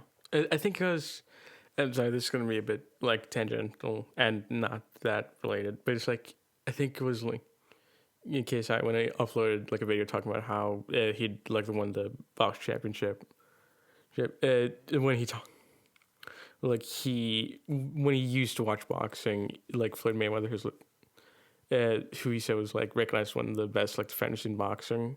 So before he did it, he thought it was just he looked very silly and just very dumb. But after he'd done it, he said he looked at it completely differently, and it's like it's a different. You can see how a person's going through it and understand it more once you've actually done it yourself, or something that's very similar to it. Yeah. Exactly. So, I think it's even more fun to watch a third gear episode, and like not like a the Grand Tour episode. Yeah. Now they're like, oh, they're gonna do what we did. Yeah. Because I already enjoyed like the majority of pretty much all of them because they're very like well made and funny, at least for us. Mm-hmm. But it's just like now I get it more, so it's gonna be. I haven't rewatched so many specials since then, but it's like I get it more. I'm not gonna fully get it unless we do like pretty much one of the things they have done, but like you get it. You get a deeper understanding of it. Yeah. I think that it was a lot of fun. That I don't think we could have done anything that's more fun in when we in those circumstances because all the COVID and it's also because they do have it simultaneously easier but also harder because they obviously have more money and therefore more budget shit, and they're able to do therefore more stuff. But also they also have it hard because not everything, but they have admitted that a fair bit of the stuff they do is scripted. It doesn't make it worse because like still like funny and it's still funny because like something can be scripted and be absolutely great. Like I, for example, like really like Logan. I think it's a very like good movie. What? Logan. Oh yeah. Like, but great. For example, I could think something like I can't really think Batman vs Superman, but that's also scripted. It's in the same genre of like and it's like based off a similar product, but it's like it's bad. It's not what it necessarily. It's not like if it's scripted, it's bad, and if it's real, it's good. Because there are plenty of like terrible, awful, like trashy reality shows and like fantastic reacted shows, and vice versa. So it's just what's produced. If it's still quality content, it doesn't really matter that much what's it's attached to it necessarily. Yeah, I know exactly what you mean. And I mean, I felt that it was kind of an impossible challenge to make something that could be compared to those. Yeah, they're just so good that we take it for granted almost. You know, like when they left and made the Grand Tour, and you just see that the new guys. I mean, they're not horrible or anything, but you can see like there's a clear difference between the old guys. They just don't have that. They just don't have that same. They just don't have the quite same energy or feel. No. I think I've said this like made this comparison to you and a few other people we know, but I feel like it feels like because originally Top Gear, it wasn't a show about cars originally. Because in the very first, I think it was the first maybe season, they did a lot more random stuff with tanks stuff, but it eventually morphed into a car show, and they brought in James because it originally was only Jeremy and Richard. Yeah. But it changed, and it felt like Top Gear could have just as easily been just them sitting around that TV. You're bringing up pictures, not necessarily even of cars, but just of anything, and getting a good reaction out of the crowd. Yeah. But it could also have been them going out just on that airport and just driving the cars and making jokes. It worked both as a sit-down comedy show / talk show, and also just as a car program. Yeah. And it also felt like each member could go off and have a successful stand-up comedy career. Exactly. Yeah. I just didn't feel that from the new ones. It felt like, and also the spin-offs, but more specifically the new one, because it just felt like they tried to just do the exact same thing, but it just didn't work because it felt like they were still trying to make the jokes for Jeremy, for Jared, and for James, but those jokes only work because it was Jeremy, Richard, and James that were saying them. No, it was part of their personalities. It was obviously the fact that they did genuinely have a lot of charisma and understanding with each other, even though they were very different. Yeah. And it just feels like they felt. It's the difference between, I guess the best example would be when a garage band, for example, take that. They're probably young. They probably aren't the best musicians. Yeah. They probably don't know how to play the instruments the best or even sing the best. But it feels like they're genuine about it. It feels like they are people, usually young teenagers, that are coming together and playing because they really like it and because they have fun doing it, and they don't necessarily care if they're huge. Yeah. Yeah. Huge. As opposed to a very put together band. Even if they're good, even if you have somebody who's good at playing the guitar and somebody who's good at playing the drums, bass, somebody who's good at singing individually, if you bring them together and they don't gel, it's just going to feel forced, and it's just not going to be as good. There are sometimes you can get a rare crossover where something is artificial, but it still becomes big and well loved outside of the specific genre it's supposed to. I think one of the most obvious examples of this is Sex Pistols, because that was a completely artificial band. It was an artificial punk band. None of the members knew each other before. They barely knew how to play any instruments. They weren't intended to be big. It was just supposed to. They were literally just brought together to create controversy. But they did become big because they managed to gel.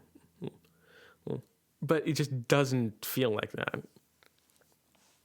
Not with your Top Gear people. It doesn't have that same. I don't feel like these are three guys that come together to talk about cars because they want to and they want to crack jokes. It feels like three people that are signed a paycheck that says that they had to come together and talk about cars and crack jokes. Yeah, exactly. I feel like the jokes are just not. I mean, with the new, especially in the beginning, I think the jokes were kind of scripted and forced. Meanwhile, I feel like, even though Jeremy Clarkson and Hammond and Jermaine might have scripted jokes as well, I think that they just don't feel like they're scripted. They just feel like he just saw something funny and just pointed it out, and it makes it a lot more funny. Yeah. Than they just exactly what I mean. It's just forcing a joke that is just unnatural. Yeah, I feel like almost every joke that Clarkson does is just natural in him just being himself. Those new guys, especially the first dudes that came in to replace them, I feel like it was just really forced and it was all scripted. Yeah, but it's not never seen even about it being scripted, because again, script can be good. Exactly. Because even on the Grand Tour they did, I think it may have been Top Gear. It was one of the two. No, it was Grand Tour. Okay, yeah. Yeah, they did a whole special where it was unscripted. Yeah, the whole plan was the fact that it was unscripted, and Jeremy brought up yeah, if it's unscripted and it's good, that's great. That's fantastic. But if you have an unscripted show and it's boring, then what's even the point? If it's not entertaining, then this point. I think the example you used was if you put up a picture, a camera, to film like a dumpster in hopes that a cat would accidentally fall into the dumpster. Yeah, you could set it up and wait like 100 to like 50 to 100 hours for it to happen. Or you could set up the camera and then throw the cat into the dumpster off without anyone seeing. Yeah. And that's part of the. Sorry, I was going to bring up something that's completely unrelated. It's like sorry, that. But also, I think the fact is, just also with the jokes, for Jane, Richard, and Jeremy, like it's the difference in the delivery because you feel like they care, even if they didn't. It's sort of like it's the difference between if you're given a script and you read it and you're acting like very like in the character.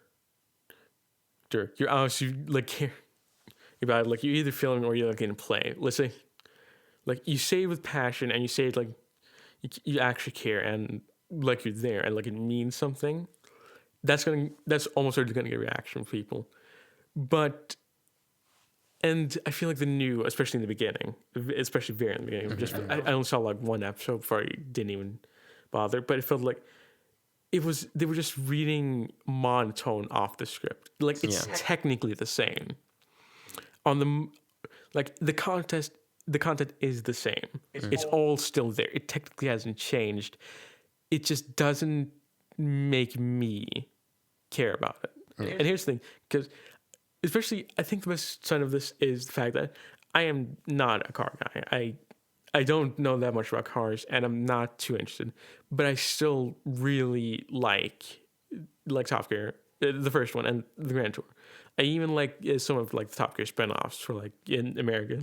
Like they're not the best, but like I can watch them and get something out of them.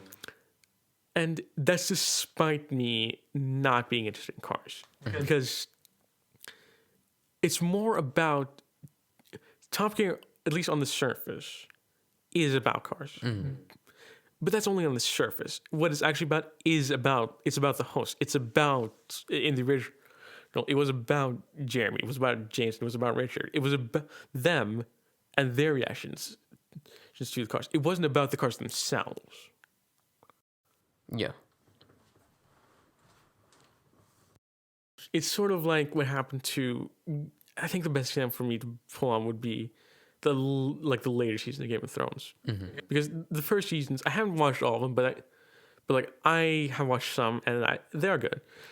But it felt like eventually when they started running out of book material, they fell into what I think dumb people thought made Game of Thrones good, in that they kill off characters and violence and moves. But it wasn't just that they kill off characters; it's that they have it make sense why a character dies. Because they're either too trusting, they're betrayed, or because they just fail to account for something, which realistically they would suffer from. And in the later seasons, in my opinion, it just feels like they think, okay, people like, okay, we kill off, okay, what do people like about the first seasons? Okay, they like to kill off characters. Okay, let's just kill off characters. Yeah. There's no reason as to why they're killing off characters. It just feels like they're doing it for the sake of killing off the character. Yeah, and same with like diverting expectations. Yeah. Like for instance, in season 1, you're not really expecting. Yeah, because Stark, I totally forget, Ned Stark to die, right? Yeah. You're kind of expecting like the King Joffrey to like, I'm gonna spare his life, blah blah blah blah. Yeah, but he doesn't. Yeah. You know what I mean? Yeah, because that's the whole thing is that like fantasy logic 101 dictates that he's either going to survive, I mean like a prisoner, or he's going to be like tortured or like disfigured or something. But no, logically speaking, a child in that situation would be upset and wouldn't think rationally, and therefore do something stupid. And it's brought up many times afterwards that it's stupid that he did that. Pretty much the entire show could have been avoided if he'd actually just been smart and let Ned become a member of the Night Squad. Almost all of the show could have been just like almost any conflict, anything at all could have been, apart from the stuff like overseas, because that's out of his control. But like the wars, the murder, the eternal conflict, the law, all that could have pretty much been stopped. Joffrey just gone according to plan, but he didn't, because largely speaking, he's a kid who is upset. Of course, he's not going to think rationally when he gets even more power than he already had. And also like a major cunt. Yeah. And it makes sense because, of course, the bad guys are going to do what they think makes them look strong and strong and powerful when they have that ability. They're not going to play honorable. It's what makes... Because, if you go to basic fantasy, Littlefinger in the show, and the books, normally in fantasy, what would happen is that he would be on the good guy's side. He'd try to plot, and he had like some success, maybe kill character, but then he gets caught and like executed, and then he gets dishonored. But no, in the books, also in the show, because he lives a very long time in the show, but he lives longer in the books. Okay. He is one of the longest running characters, despite being a coward, a liar, a cheat, and the fact that he hated Ned. He straight up told Ned, when pretty much almost as soon as he arrived in King's Landing, that he shouldn't trust him. And then he betrays him, and then he says he shouldn't have trusted him. Because, of course, the guy who is willing to lie and say whatever who has the most power and who's in charge wants, that guy's probably going to survive. Not the guy who stands up saying something that goes against what that person wants. And then that was kind of the big problem with the new Top Gear. Yeah. See, this is what I meant. Eventually, it was just going to devolve into us becoming nerd talk. This always happens. Also, if I can just have a quick tangent here. This is in the book, so if you haven't read them, don't listen. Also, to you, fuck you. I don't care. Okay, so in the books, it's very different in how it happens. Okay, number one, Sansa does not get married to... what's the... Bolton? Yeah, Bolton. Yeah. Ramsay, sorry. Yeah. It's actually a character that was only in the books that does. It was actually her handmaid who is dressed up by the Lannisters to pretend to be Arya, but isn't. So they're essentially trying to fake an alliance with the Boltons. What actually happened to Arya is that she helped to escape. Do you remember that fat night that Joffrey tried to have drowned to death in wine because he was late for the jousting tournament? No, I do not. Yeah, fair enough, because he is a fairly minor character. But in the books, what happens is that he gets turned to a fool. He's made to fool, so he doesn't die, and then he helps Arya, Sansa, escape King's Landing. And it's revealed that he was actually paid off by Littlefinger to do so, because of course Littlefinger he was in love with Sansa's mother. There, so it's actually even more. They go to the Eyrie, where Sansa's aunt takes her in, but is very upset her to the point where, because Littlefinger is he's in love with Sansa as well. It's kind of creepy, but it's not the point.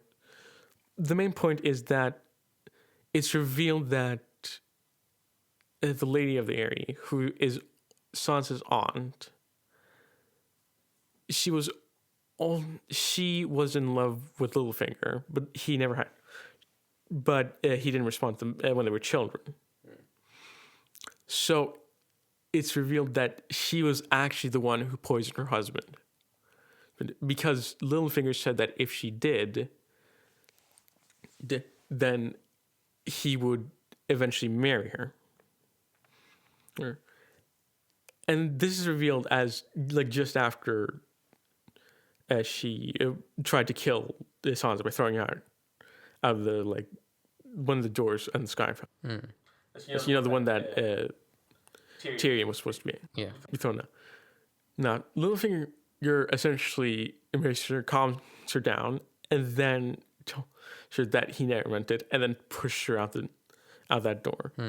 He then pretty much takes over control of the area, and he starts to teach Sansa how to manipulate people and essentially become his student. So he's still alive and has a much larger role in the books. That also, of course, plays into the whole thing with Ramsay Bolton and, of course, I'm so bad. It was the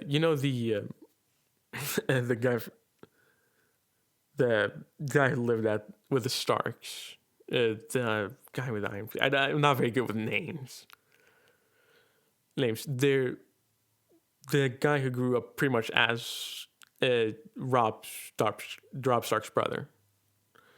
The thing is, when when Sansa's hand arrives, he pretty much immediately understands that she's not actually Arya, because of course he grew up with Arya and he knows what she's like and knows how she acts, so he immediately knows that something's off, and he immediately figures it out. It becomes a lot more complex. Essentially, the leader of the wildlings, he's actually not dead. It was actually the Lord of the Bones who died. His place was a whole magic thing. But it becomes more intense. Partly, this is just a completely different thing. We were talking about how we travel in Karlsen. I'm just going to finish this because I'm not going to be able to go straight if I don't. Okay. Essentially, it becomes a whole thing about how I really need to look up their names after this, actually. Actually, could you just see if you can find their name? Who? Names. Just look up Game of Thrones, Reek or something, because I know you went by that name for a while. Wait, what? Reek, Reek, I think. Isn't that Theon Greyjoy? Theon, yeah, that's essentially. It gets to the point where Theon, because the thing is, nobody other than Theon understands that it's not the real Arya. And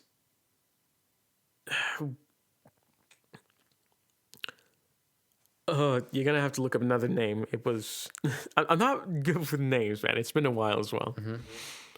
The one that Lord, the guy who worships the flame god in Westeros, Lord of Light. Yeah, not the Lord of the Light, but it was the older brother to the king before he died. Stannis. Yeah, Stannis. Okay, so Stannis and the wildlings think that it's legitimate Arya, and that they of course think that's a problem because it gets a lot hard to take over for the North when a family's pretty much seen ruling it. Yeah, so he sends the leader of the wildlings, who's actually pretending to be the Lord of Bones, with a bunch of female wildlings to try and get Arya out of Winterhold and to him. One second. Okay, sorry. Theon knows it's not the real Arya, but he also understands that it's pretty much because the wildlings, they approach him, they've blended into the keep in Winterhold, and they try to approach him multiple times. First times they tried to like seduce him, pretty much the female wildlings tried to seduce him to come with them so they can talk, but of course because he's missing his tool, well, he just ignores them. Eventually, to the point where they just straight up drag him, okay, but nobody's looking, and tell him the plan. And he knows, of course, that it's not Arya, but he agrees because he wants to get out of there, and it's pretty much his only chance. The last thing that's written in the books is he meets up with Stannis's group that's coming down from the wall. It's coming from the wall. And meeting on the way to Winterhold. And that's also his sister's been captured by Stannis, so they meet. Sorry, that was completely unrelated, and it took way too much time. But I just needed to say it because I don't even remember what this started out. No, I was like, what does this have to do with anything? Yeah, it's gotten. I warned you. Eventually, it was just going to devolve into this, just us getting there. Yeah. I'm just like, I'm trying to like picture. I'm trying to think how this relates back to what we said, but it doesn't. It is no. Oh, I think it was like comparison between like. Oh yeah, okay, I remember now. It was us talking about how, well, it was stuff was technically the same, but it wasn't the same. I mean, yeah, but it was on the surface level it was the same, but on a deeper level it just wasn't quite. No. Yeah. It just didn't have the same impact. In fact, that's how that whole thing started. I don't know how this happened. And I get now because I listened to a few podcasts where somebody would just go on a tangent for like 10 to 30 minutes. I never understood how that can happen, and now I completely get it. Yeah, it's pretty easy to just like let your thoughts. Yeah, I mean, to be fair, I shouldn't have judged because I'm like that. I'll be thinking of something to myself, and then I'll think one thing, and then I'll just go on a complete tangent for like 5 minutes, and then I'll just finish that train of thought, and then I'll just sit there, literally slightly looking up and thinking, what was I doing? And then I'll remember what it was originally about, and then I'll get back to it, or I'll just drop it and just keep going. Sorry, I completely forgot. Do you have any idea what to say to bring this back on topic, or are we just going to go into complete just like nerd mode now? Yeah, I think we need to pull this back too, because this is still the third year special. We'll just talk a bit more about this stuff, and then eventually you can just edit out the audio that doesn't fit and just put it into make it a bonus episode or something. Yeah, right. Or I could just not be bothered to actually do that and just put this whole thing. Yeah, fair enough. Works. Yeah, and so if you go a bit back to the original, I was supposed to say that it was an impossible task to begin with to like even make something that compares to like the Top Gear, Third Gear, the Grand Tour. You ruined yourself now. You're never gonna be able to think of it. Yeah. And it's true. Like if I'm honest, I'm trying to compare like ours to them. It's just ours bag of shit basically. Yeah, it's like it's a piece of shit, and the other one is like gold. Not necessarily like that. I wouldn't say it's more like Walmart grade value. No clue hell that means. It's essentially it's this sort of like, you know how like an extra down here they'll have like this special like extra brand. It's pretty much that. It's the same, but it's like not as good technically. Yeah, but like it's that. But that's also partially just because they've like done like acting. It's not full acting, of course. It is just some of it is just them, but they just know how to like play it up a bit more for the cameras. And I'm sure that is how they are a fair bit, by themselves. But it's just I think a lot of times something like in a show or like even if it's like semi-scripted like theirs is, a lot of the times the best like characters are just the ones that are somebody a real person's personality, and it's just cranked up a bit more. Yeah. But still, if we were to compare it, it would be like Oh yeah, it's not as this huge, it's like a beautiful school diamond play. that is like Top Gear and the Mentor, yeah, and then there's like this pile is of like- garbage. That's us. I- That's us. Yeah, it's a context. It's same like thing, but it's like the not lousiest attempt at making. It's one like of those. it's the school play equivalent, I guess. Yeah. It's very clearly not the same, but you can tell what they're trying to go for. Yeah, you can tell what you're trying to go for. Yeah, but it's, But then again, again, it's just I think it's well worth my time. I mean, oh yeah, well worth absolutely. it. Like I'm gonna be honest, I would have done nothing better with my time that week. Yeah. I would have just sat around, Mm. probably just numbed my brain with some stupid shit. And I also kind of understand now why they're still working. Oh yeah, You absolutely. know what I mean? Like they're probably really well off because they had like this like 20-year career just doing that specific thing. Like Oh, yeah, like, absolutely. I don't know, 30 year. I don't even know how long it's been going on. And I think it's almost 20 Yeah, years. but still, like they've probably made a lot of money. Yeah, it's A lot not, of money. Yeah, but it's not even just money because, like, I mean, we had a good time doing what we did, and that was like compared to that, some of the stuff they did, that's like nothing. Yeah. And it was like, we had like what, 1 millionth of the budget they had. 1 trillionth. Yeah, something like that. Dude, our It's- budget was zero. Yeah, pretty much. Yeah. Not completely, because we had like the stuff, but like, if I could do that, but have like more budget, Yeah, like more explosions plan- and flamethrowers in it. Then it'll be yeah, like if it was like set up better, like it had a big, like a big budget, it was planned better, like cool as, like, cars. yeah, different cars I could actually drive. Like I never stopped it. Yeah. Like so I'd do that until I couldn't. Like until I was like medically told if I did it, I couldn't. I just Still straight do up wouldn't do it. No, it's medically until the point I just wouldn't be able to do it or I'd die. Yeah. Because it's like I think the thing is like if you love your job, you'd never work a day in your life. Yeah, exactly. Like I can fully understand and see why they're still I mean, they've kind of stopped, but not really. They only make these like special. Yeah, but only. that's because they just got to slow down. Because I mean, they are obviously hilarious. It's like, but they do have to slow down because they are getting old. Yeah, they're aging. Yeah. Like, and you can obviously tell because especially I think one of the best examples of this is their Africa special two-part when they were back in when they were still doing Top Gear. Yeah. Like when James straight up just had to stop on the road because his back was just completely Oh yeah. Yeah. like, and he's like older than my dad by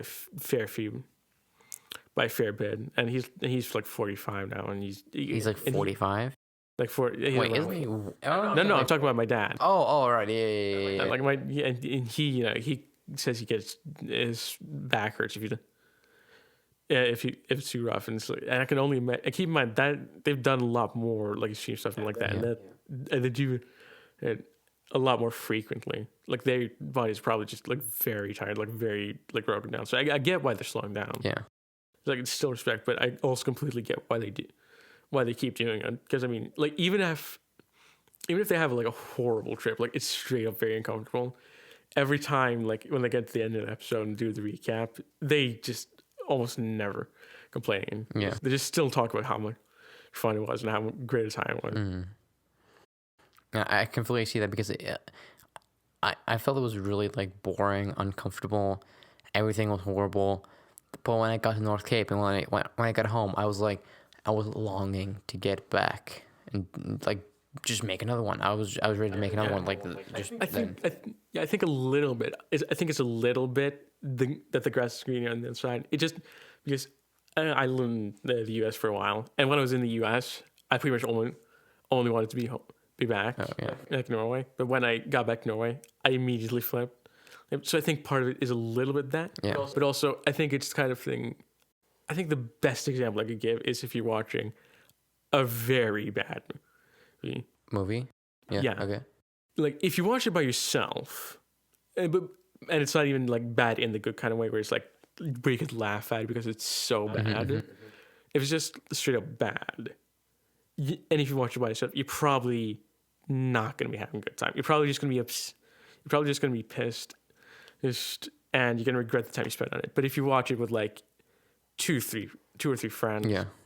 you're almost certainly gonna have a great time because you're just gonna be pointing out stupid stuff and laughing together. Stuff is just better when you have friends. Yeah. For some things. But I mean, but still, that was like one of the most fun things. And when it even made the news, and like it wasn't really like live news or anything like TV. When they called us up and made an article about it, that was so cool. It's like you said, you brought this up like a couple times when you've been like well, not necessarily interviews, but it's like this podcast. I think at least the first like episode that never made it. Yeah. Air. You brought up just like you were on like TV once, like, and it didn't. Nothing really happened for like a fair bit. But then like one time a kid came up to you when you were at like the movie, and asked if you were there, and you felt like the biggest celebrity. Like nobody else mattered. It was just you were the biggest celebrity. Yeah. There's no Kanye West, no Kim Kardashian, no one else. It's just you. Yeah. Yeah, I get that. It's just so surreal because like you've been there, you've been watching these guys do exactly this for so long, and you've always, I mean, at least I felt that this is same to you. You always wanted to join them, you know what I mean? Yeah. And you've kind of done that through like the movies and video they make, but I've always like wanted to be there and do what they're doing, or like do something new or better or whatever. And we actually did it. Like, you know what I mean? Like we had this conversation in like this kebab shop. We were like, oh yeah, I would be faster with public transport than you guys with private car. And you said, no, you idiot. And I said, yes, you idiot. And then and then it was like, oh, let's just do it. Fuck it, let's do it. Yeah, it just blossomed. Yeah, and then we just actually did it. You know what I mean? Yeah. And that's what I really like. That's what I aspire to be. I aspire to be like somebody who does the shit they want to do. You know what I mean? That's like one of the reasons that I taught myself to do a backflip on the ground. Because like I've watched so many movies where they're like, oh, it would be dope to know how to do a backflip, right? And then I went ahead and did it. It was amazing. It was really scary before, but it was like the sense of like fulfillment and like accomplishment that you get from doing those sort of things is just so. I feel like that's groundbreaking. It's groundbreaking. That's really it's groundbreaking. Yeah. And it's just like kind of it makes your day. It makes your week. It makes like your whole year. Like that just one thing made my whole year just got 10 times. Yeah, nothing else mattered. So you learn how to do exactly. And even though I didn't do it anymore because like, you know, I did it once. I did it a couple times, and then somebody that I knew of, you know, like had a really serious injury related to doing exactly that. I thought like, oh, I'm just gonna stop now and just like, well, it's still fun, you know what I mean? Well, I'll still do it, and I came out fine. I have video. I can look back at it with pride, essentially, and then you know, like I made this clothing line, which was. I didn't try to make money. I didn't even try to sell a thing. There was no advertisement. It was like the sense of accomplishment to be able to like make your own thing, to do it yourself. You know what I mean? Like, oh, because I'd watch these. You know, like those like $250 hoodies. Yeah. Or like $500 hoodies, which is like selling online for like $4,000 in the aftermarket. Yeah. I looked at the brand and I was like, there's no way it's that hard to make what they're making. And then I was like, oh, screw it. I'm just gonna make my own thing, which is basically, I mean, it's not the same thing, but I'm gonna make my own thing. And then I did it, you know, like I got a supply chain, made my own logo, made my whole thing, designed the whole thing. Turned out it's pretty easy. Yeah. And then that was like the coolest shit that I did for that whole year. You know what I mean? It just felt like you did. Yeah. Never before. And like do the things you like. That's what like I aspire to do, and when I do those things, I just get the happiest feeling that there is. Yeah, I get that. Yeah. And if you told me a year ago that my dumbass dad and my dumbass friend would do something this stupid, yeah, and that it'd be somewhat popular and that it somewhat successful, and that it get some news coverage, even if it was just one article. Yeah. I would have told that person, even if it was myself, even if I straight up traveled back in time and say that, I would tell them that they're a liar and that they're an idiot, and then probably have tried to punch them. slap them in the face. Yeah. No, not slap them, straight up. Oh, okay. Yeah, exactly. But also, it's I think I get that. I get the thing you're saying about like just doing something you never thought happen, because I think I don't know if it's like famous, but it's like the Vine Bros. I'm not gonna bring up all the details, but they essentially had YouTubers react to a kid who made a video where he was essentially going ballistic about the fact that somebody had subscribed to him. Yeah. And not like a famous person. It was literally just one subscriber. He went pretty much made a video where he was going insane about the fact that one person had actually subscribed to him. Yeah.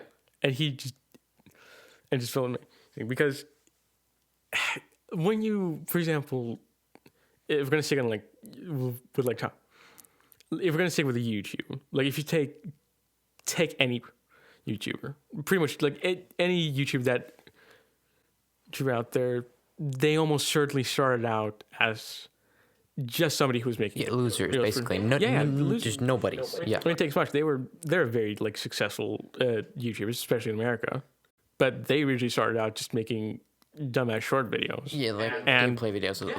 like horrible, even like horrible. Yeah, and also yeah. just like they did like covers of like 90s TV shows. Mm-hmm.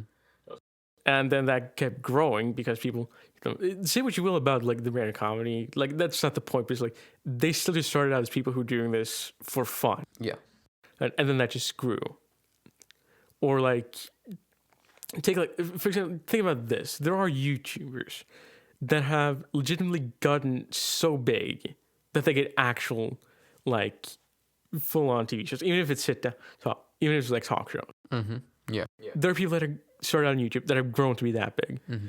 There are people who have started out making videos literally in their parents' like homes or apartments to that literally make a living out of filming themselves and getting like big brand connections.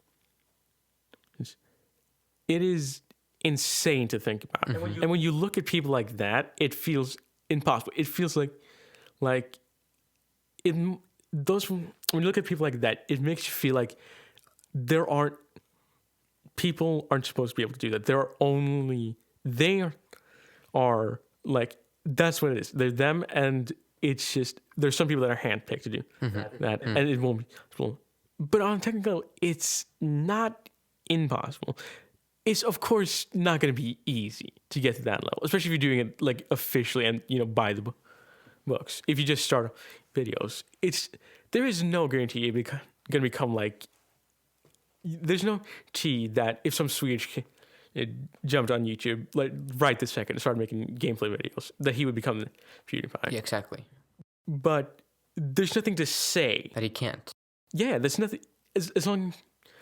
Yes, the most important thing is just like, and there's this guy on YouTube that I'm subscribed to, Jay Ishii or something. I'm not very good with it. And he brought up the fact that it took him 3 or 4 tries on having a YouTube channel before he even got like before he got big. Mm-hmm.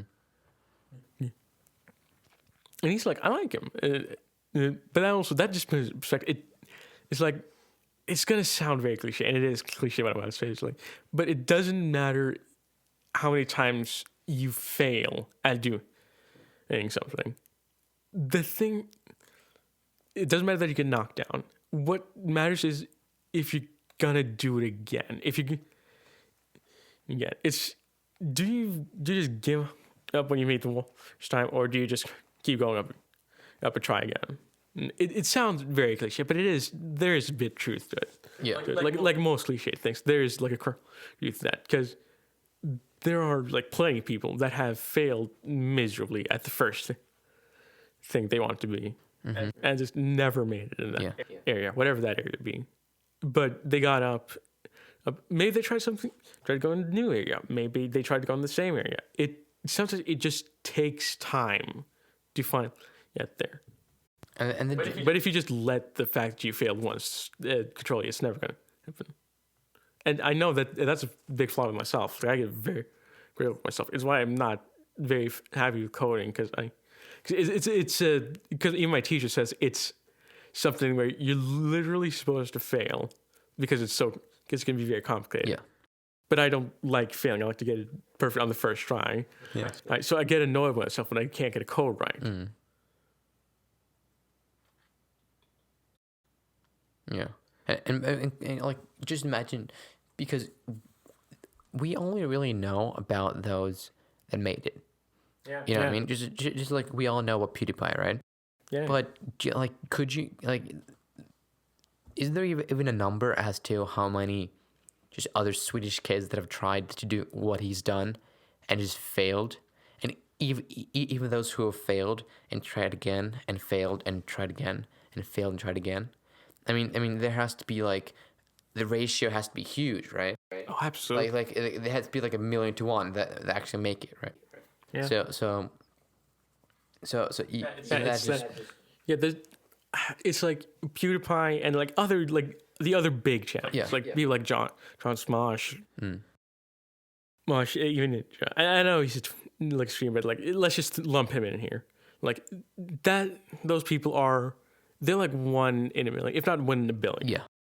But if you don't try, you're never gonna. You're not even like, if you try and fail, you were one of the billion or 1 of the million that tried and didn't make the cut. But you at least had the chance to make the cut. If you didn't even start, it's the difference between starting a race and coming in last, and starting a race and never even getting off the start. Yeah. Like, even if me at my unhealthiest, which was pretty unhealthy, I wasn't like deadly unhealthy, but it's like, it wasn't good. Like, even me at my work, even if I hated gym, and I didn't care too much for gym, and I still don't care too much for like, even if it's something, and I have asthma, and flat feet, so I'm screwed if it comes to anything with running. I'm pretty much screwed because I'm most likely to be coughing my lungs out at the end of it, and my feet are going to be killing me. And I probably won't be that good at it because for example, basketball. I'm not good at basketball. I'm not good at it. I can't really play. Well, yeah, me either. I suck. But the thing is, when I do it, I still have the chance to have done well. Yeah. There are games that I am terrible at, or not even, or just like mediocre at, and where I've had like video games, like where I've just had one great round where I straight up remember that. I genuinely have. And I still remember that today, and I think that round was like 2 or 3 years ago. And I still remember because I just did surprisingly well because I kept trying. And I think that's the biggest giveaway that somebody's going to be successful is that they're trying again and actually trying. Yeah, but it's not even you never hear that guy that just sits in his mom's basement, doing nothing, trying nothing. Yeah, right? You never hear anybody talk about those people. No, because even copycats on in music and again on YouTube, because like there's a guy called the Angry Bird Gamer. He's like relatively popular. He's like relatively big, and he had like a couple people copying him. I mean, people will talk about them, those rip-offs, and yes, that didn't make it, but they don't talk about the kid who had an idea to try and copy it but never did. Yeah, like even if you're known as a copy, at least you're still known. Yeah, and you even tried. You tried. Yeah, you were willing to try even if you couldn't make it. I think, actually, I just remember this one because what very few people know, because Eminem, especially like early 2000s, was absolutely huge. Genuine world conqueror right there. So well respected. Became was seen as one of the best of all time. And he's genuinely very skilled. He's not as good now, but yeah, not the point. The point is this. Many people think his first album was I think it was the Slim Shady LP. People think that was his first, but it wasn't. His very first like album, or like not even the album, just like studio project, was an LP called Infinium, I think. Okay. And it flopped hard. It was seen as it got no traction. He actually lost his relatively good job at the time, and actually got into like financial problems. And here's the thing: he could have just stopped there. He could have just looked at his life, which wasn't that great then. Then I assume before he released it and before he lost his job, and just said, I couldn't do it. I couldn't make it. I'm not cut out for this. I'm not trying. I'm just going to get a job and I'm just going to here. But he didn't just stop there. He still kept going. Like, and say what you will about his music or whether you like him as a person or anything, like, he clearly, even though he must have been, I can't imagine how hard, because I'm going to be honest, I am a privileged piece of shit. Yeah. Like I have got like pretty much every benefit in the world that I could ask for. Like I'm living in a safe and wealthy country. I live in a safe area. Yeah. I could theoretically just leave every single, my doors unlocked at night and probably have no problems. I have parents and family and friends that are willing to support me in what I want to do. Like, let's say theoretically, if I ever actually to like go into music, whether that be rap or like rock or anything, whatever. I have people who are supporting me, and I have friends to put up at least a little bit of money. You need to be able to do it, even if it turns out to flop. But he didn't have that. He lived in one of the most dangerous areas in the U.S. He was extremely poor, and he had a daughter he needed to support with like a minimum wage job. I can think of very few people that would have actually judged him if he just stopped. But he didn't. He did it again. He got up, picked up the piece of what was back. It must have felt impossible for him to do it at that point. But he picked everything up, he tried again, and he made it. That is just, I genuinely respect that. And that's like one of the most fun things about like this third gear project, essentially. Oh yeah. It's just we're just trying to have fun. We're trying to just figure, because we've seen them do this so much. They were like, just try it, right? And instead of just not doing it, just sitting at home and watching another episode, we actually just went out and did it. And that's what that's why I'm so incredibly proud of this project. Yeah, because because third grade, that will never become. Yeah, even if it becomes like, it will never. Okay. Even if it becomes like we get a fan base, like a genuine like loyal fan base, we start making this stuff like semi regularly, not like regular, like semi. Like we upload every now and then. It will never become on Top Gear or the Grand Tour. It won't. It just won't. But it's not about the fact that we can't become that. It's more about the fact that we are doing it. It's more the act of doing it than what we found. Like instead of I would rather fail than not try. Yeah. And I think that's really what that captures the third gear as a whole. And even though the name is like a parody, that's TG, like same initials, I don't care. Yes, the point. It was never meant to be famous. Yeah, it was never meant to. It has 86 views. I was surprised that we got one. Yeah, it's because we're two kids living in Norway. Who come from different backgrounds and have known each other for a long time, and just came up with a silly idea and did it. This was never going to become anywhere near as like Top Gear. It was never going to, and it was never intended to. Because how are two idiots who came up with an idea gonna be able to outdo something that was made by genuine professionals that actually know what they're doing. what they're doing. It was never going to happen, and it was never intended to. This was just because we thought it would be fun. And to be perfectly honest, I would have been surprised. I wouldn't have been surprised if we like straight up never, like if this never got watched ever. Yeah. And I wouldn't have cared. Like at the end of the day. Like same with this podcast. The only one that's actually listening to this is my mom. Yeah. You know what I mean? The only one, if she even bothers to. You know what I mean? She's not gonna bother listening to everything. This garbage. You know what I mean? Yeah. But still, it's the actors like having fun. Like this is what I really enjoy. You know what I mean? Yeah. Like if it wasn't doing this, I would probably just sitting on the couch watching a movie. Yeah, I get that. I'd probably just be sitting at home, just like postponing something I planned. Yeah. Just like, because that's what I do. It's like, and here's the thing, I hate when teachers especially say this in school when you fail something and say, well, you learn failing than you do from actually getting it right. Mm-hmm.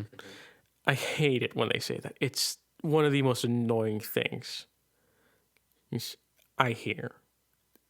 Wait, And it what? drives. Could you say that again, please? They essentially say that it's okay to fail and that you learn more from failing than you do from actually being right. And Okay. I hate it when they say that, and it's very annoying, especially in the moment, because that's not exactly what I want to hear. I want When to you hear got that. a bad I want- grade. Yeah, I want to hear I did right, not telling me.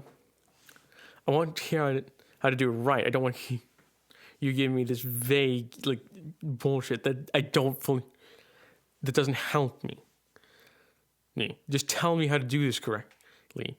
But annoyingly enough, it is also pretty accurate. Yeah.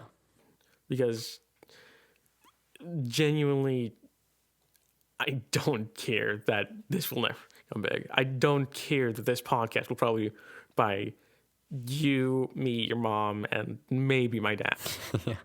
Yeah. And if embarrassing enough, there's just like this site. This is a tiny bit unrelated, but it's also somewhat connected to this. There's this site online called UDJ Mix, I think. Okay. It's essentially you can play songs and you can add some like DJ effects to it. It's like kind of a level system. I made one mashup. I haven't touched it in a while. I'm thinking I maybe will at some point.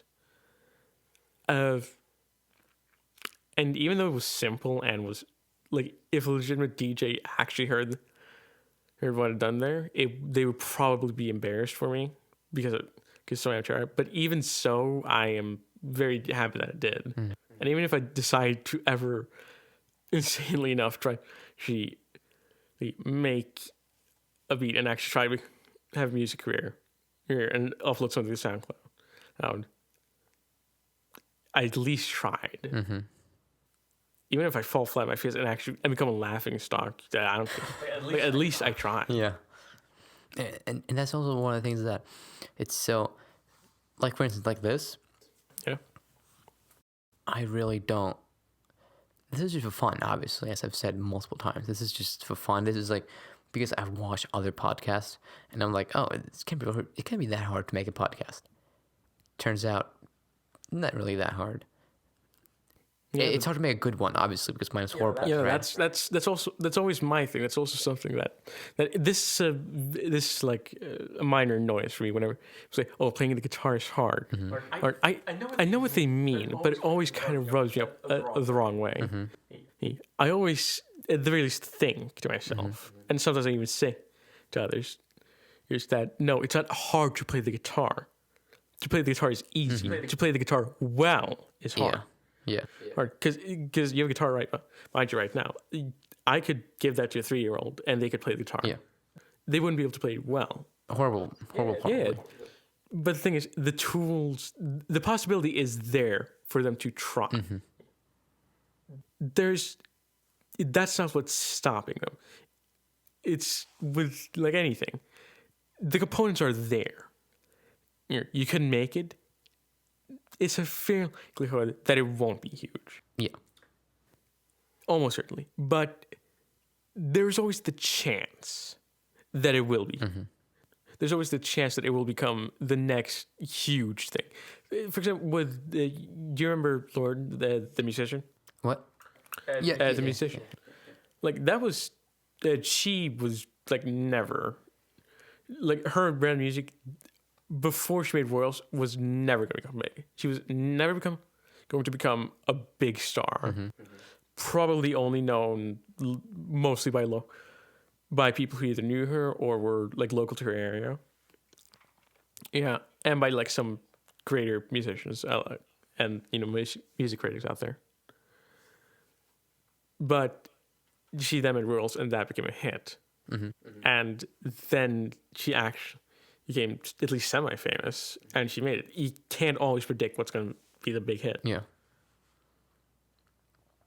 And it's also, in what we're living in today, I feel like people like to say they're positive, like, go for it, right? But I feel like I always get, like, you know, those people that just send you, for instance, like a screenshot of them just seeing my podcast on Spotify, and they're like, ha ha ha, what are you doing? Or like, haha, what is this? You know what I mean? Like they're better than me because I'm just a loser doing this. You know what I mean?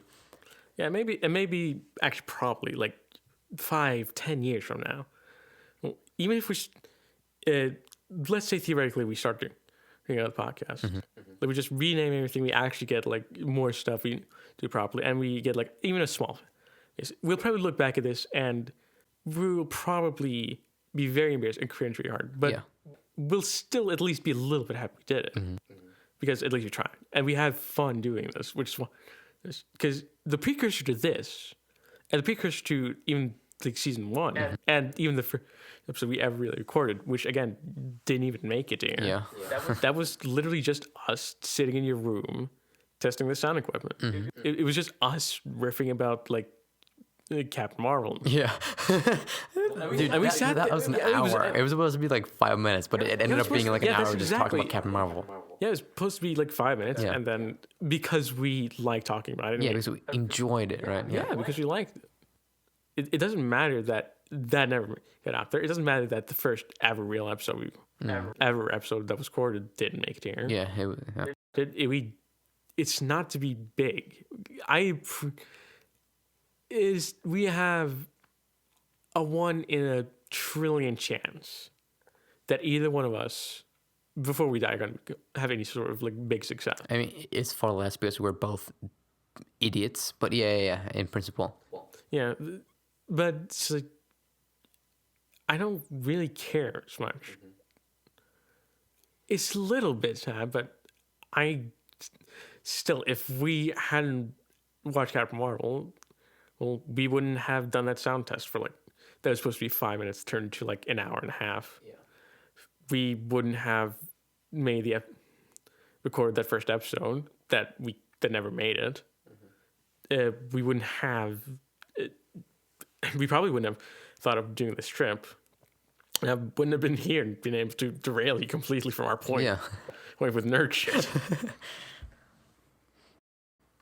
and I just feel like when this is all done, when I look back at it, I would rather look back at something like a long list of failures that I've tried and just, you know, have had fun with, than just like played it all safe and just, you know what I mean, just don't do anything and just been there as a viewer, you know what I mean? I would rather just like try. Let's just say, just put it like this: when I get really old and I look back and reflect on my life, I would rather just see like a ton of like failed projects than just nothing at all until I die. You know what I mean? Like you'd rather have fallen on your ass when you're like 10 and remember laughing with your friends about it than just, you know, sitting in them, just never actually doing anything. I really want to, like, my biggest fear is becoming boring. You know what I mean? When I'm like 75 years old and just thinking like, oh, what did I do with my life? And I did nothing. I went to school. I got an education, and then I just got a job and didn't do shit. That sounds like so boring. Yeah. And even though I probably might have been a good job, might have, had this nice family, whatever, I would rather have, I would rather see look back at the time where I tried to uh, apply for Harvard and I got rejected, right? Instead of I applied to my local college and I got accepted. You know what I mean? Yeah, and also with the thing about the sport that you mentioned a bit What? back, I feel when you about people taking screenshots of yeah. the podcast, asking what you're doing, I feel like that's part of why a lot of people don't want to try Exactly, to which begin is with. they're afraid and insecure about. Because even if you go to for example, your music teacher and say, I want to become a musician, it feels like, I can't guarantee that this, but it feels like my immediate gut feeling is that they say, okay, but what do you want to be? It's the feeling of, they say, do it, but also don't ever think that you can make it. And you don't need to think you're going to become big. Yeah. You don't. Because again, as we said, if you're doing this to in become this famous, if you're doing this to become famous, you're doing it for the wrong reasons, and that's so evident because I once tried to do things because I wanted to be famous, right? Yeah. I remember I was 10, 12 years old, and I was genuinely trying to make this clothing brand because I wanted to be this really cool dude, and because I just wanted to be cool basically, and I wanted to, be rich. You know what I mean? Yeah. And I just didn't actually bother to make anything beyond the logo. I didn't bother to set up the supply chain. I didn't bother to do anything. I never made a product, right? But when I did it again,